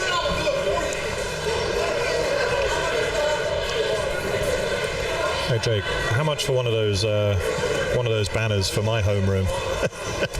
I want to play and watch myself on the wall as well. It depends if you need it next day. There's a premium for that, I can tell you. I'll take one. They turned out so good. They did, didn't they? Well, I can tell you the VanBoening one's going to be going in my basement. So.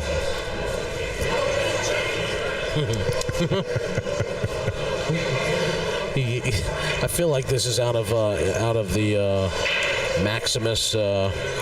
What was that movie? Come on, you know what I'm talking The Gladiator. about. The Gladiator. Are you not entertained? But that's exactly what Corey has just said to us on the side. He gave it the big That's great. Aurelius Maximus Decimus or something. Yes, Is it? yeah. Decimus Aurelius Maximus. Aurelius Maximus. Decimus. Are you not entertained? Are you not entertained?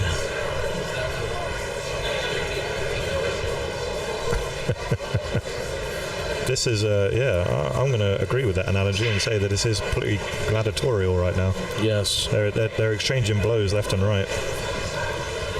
Forcing of the will of the gods, the pool gods. So this worked out perfect. So everybody who's running late, well, the players' meeting's not started yet, so we're good. Yeah, I wonder if he's just going to try to float this in here.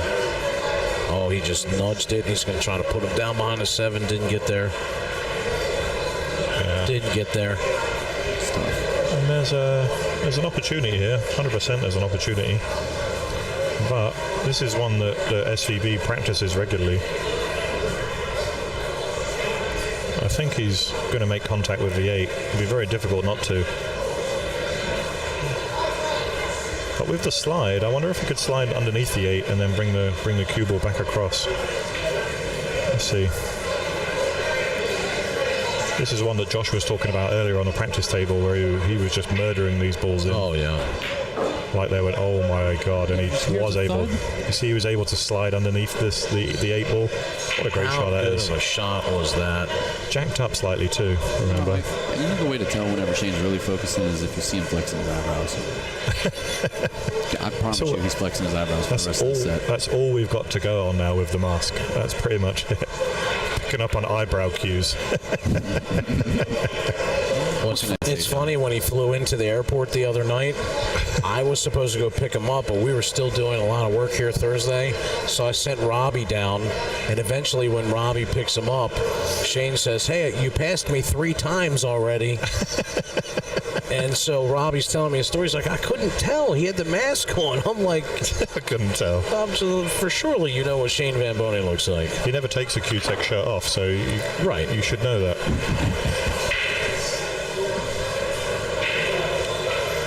Yeah, I'm afraid I feel like that 4 ball we just saw, or is it the 5? Yeah, the 4 that he just drained it. I feel like that is the shot that's going to take him over the line, because he's just hit a different gear. I told you, he can flex the eyebrows.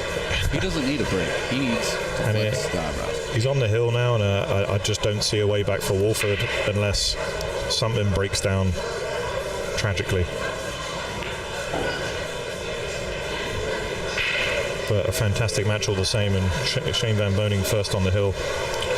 I am going to go find the microphone so that we can get that interview afterwards.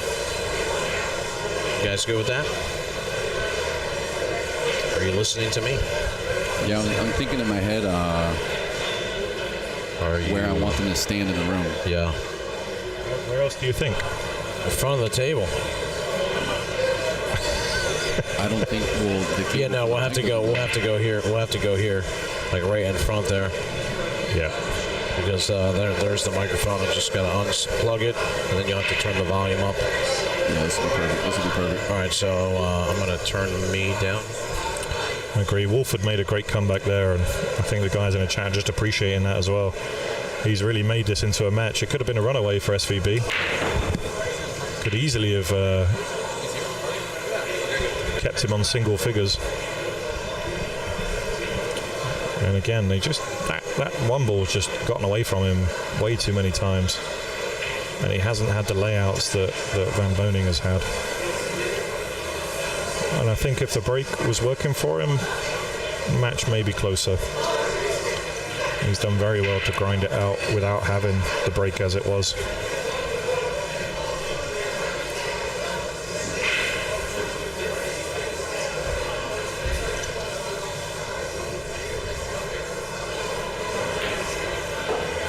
Yeah, what a great bank that was, and he's left himself another one by the looks of it. I wonder if he can bank this and short it up before the 8 ball and leave himself on the on the 3 there. Yeah, he's called it. He's called the bank again, so he must be good on it. Just needs to play this nice and hard. Fantastic shot. Maybe just bank the 3 too, Josh. What do you think? I mean, why not? We're already on a rampage. Yeah, the 4 doesn't go by the 5, so this is now the key shot to the rack. If he can come underneath the 4, perfect. It's going to be a hell of a shot. Maybe he just wants to play the combo. Or maybe I'm wrong and it does go by the 5. I don't think it does. It must be very tight if it does. Think there's any chance he's playing the combo? I mean, I feel like, yeah, it's got to be the combo. You see the way he's queuing up. Now it's just about controlling the 4 after the fact, and didn't get either. Yeah, that's unfortunate. He just left a very easy combo again. Do you combo this or do you take the carom? Which one's easier to control? Carom's easier to control. And I think that's what he's going for. But again, chain's on the hill, so right now this is what you didn't want to leave him. Right, yeah, a shot at anything, really. If that's what I'm saying. If that was difficult, I probably would have put more effort into the 3 to the 4, trying to get below it rather than leaving that kind of very difficult combo.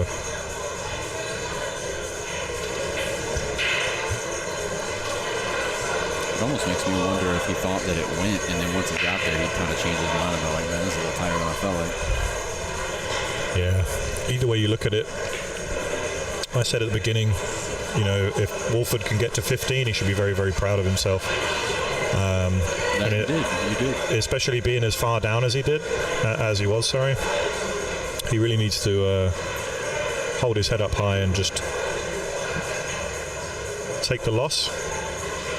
Where's this cue ball going? Oh, maybe I've still got a curse in me as well. I was about to say take the loss, but now this is tough. We might be able to see a Shane special, just spin this off 3 rails. But I think I like the cut. I like the cut to the same pocket as a 10. That just means that he can play this pocket speed, take the cue ball round.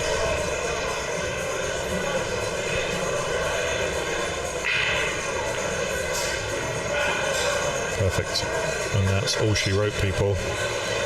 Great performance by both players. The final 10 ball. Very much enjoyed that. Good clap. Good round of applause from the people spectating here. Great exhibition. What an awesome match, guys. Don't go anywhere. We are going to have Jeremy Mason from The Sweat coming in with a post-match interview for you guys. It's going to be fantastic. I got my man Jake Lawson, boots on the ground, getting the microphone set up and ready to rock and roll for you guys. Shane's going to do what he does and hit a couple of the shots from the match earlier here. Let me see. Can you hear me? Sure can. Yep. He can't hear us, but we can hear him. So he's going to be going ahead and getting this going with Jeremy Mason.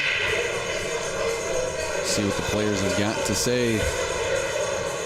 They excuse me, Shane, I need you to stop hitting balls. This is what I love about Shane. Even though he won, he's still like, hey, what did I do wrong to get there? That's how much analysis you've got to do.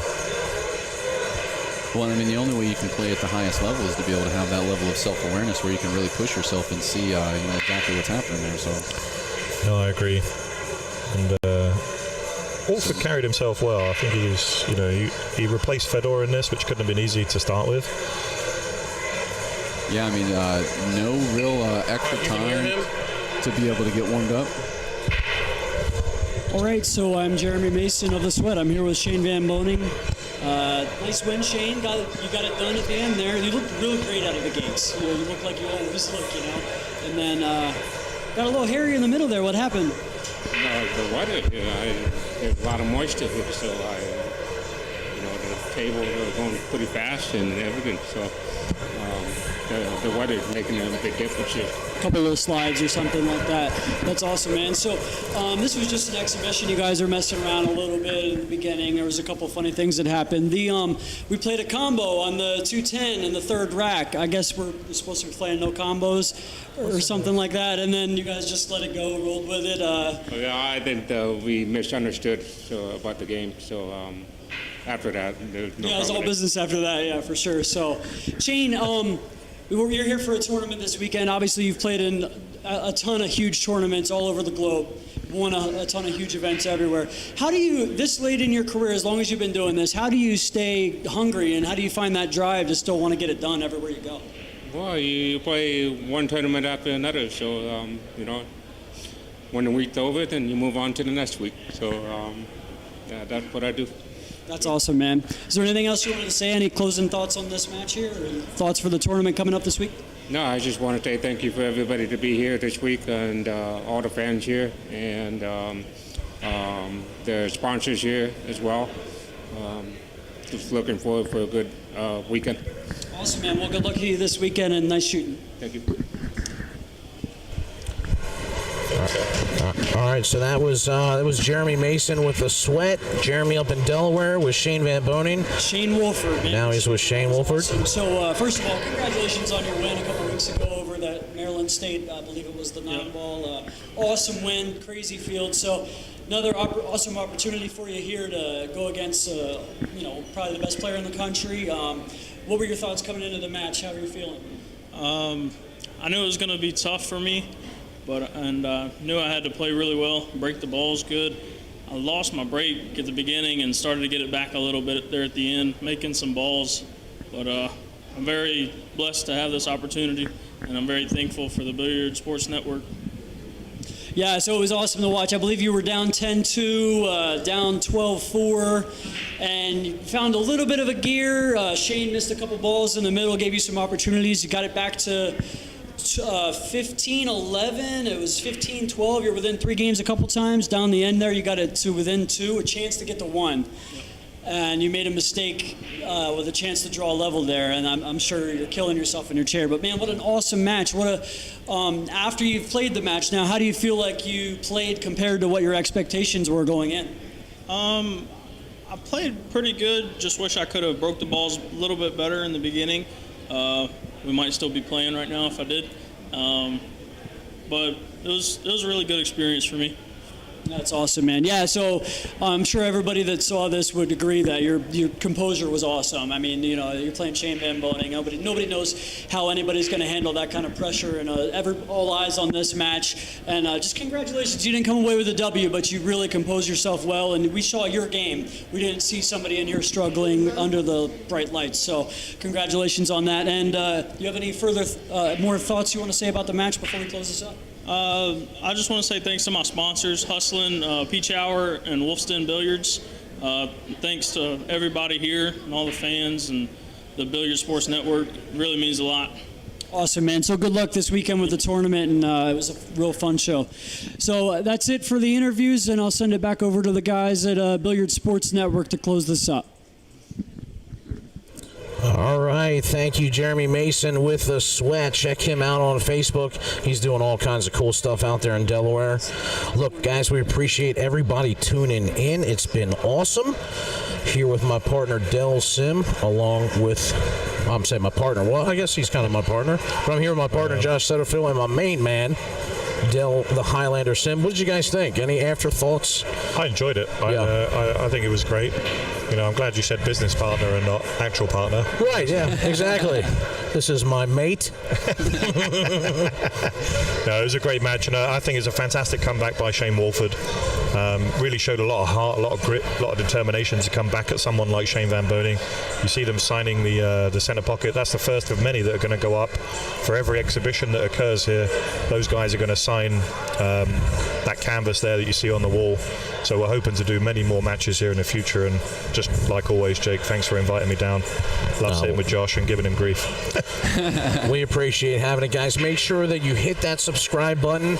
We're going to be here all weekend starting at 10 a.m. tomorrow, all the way to the end on Saturday. And we're going to have lots of live free coverage at the Billiards Sports Network. We appreciate you guys tuning in, and we'll see you guys tomorrow.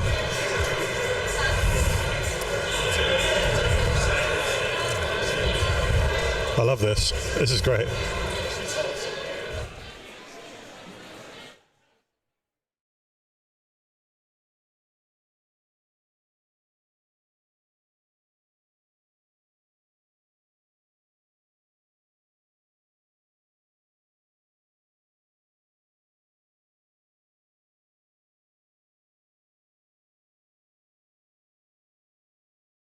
Alrighty, guys, make sure you subscribe to us on YouTube. We are going to be live tomorrow morning.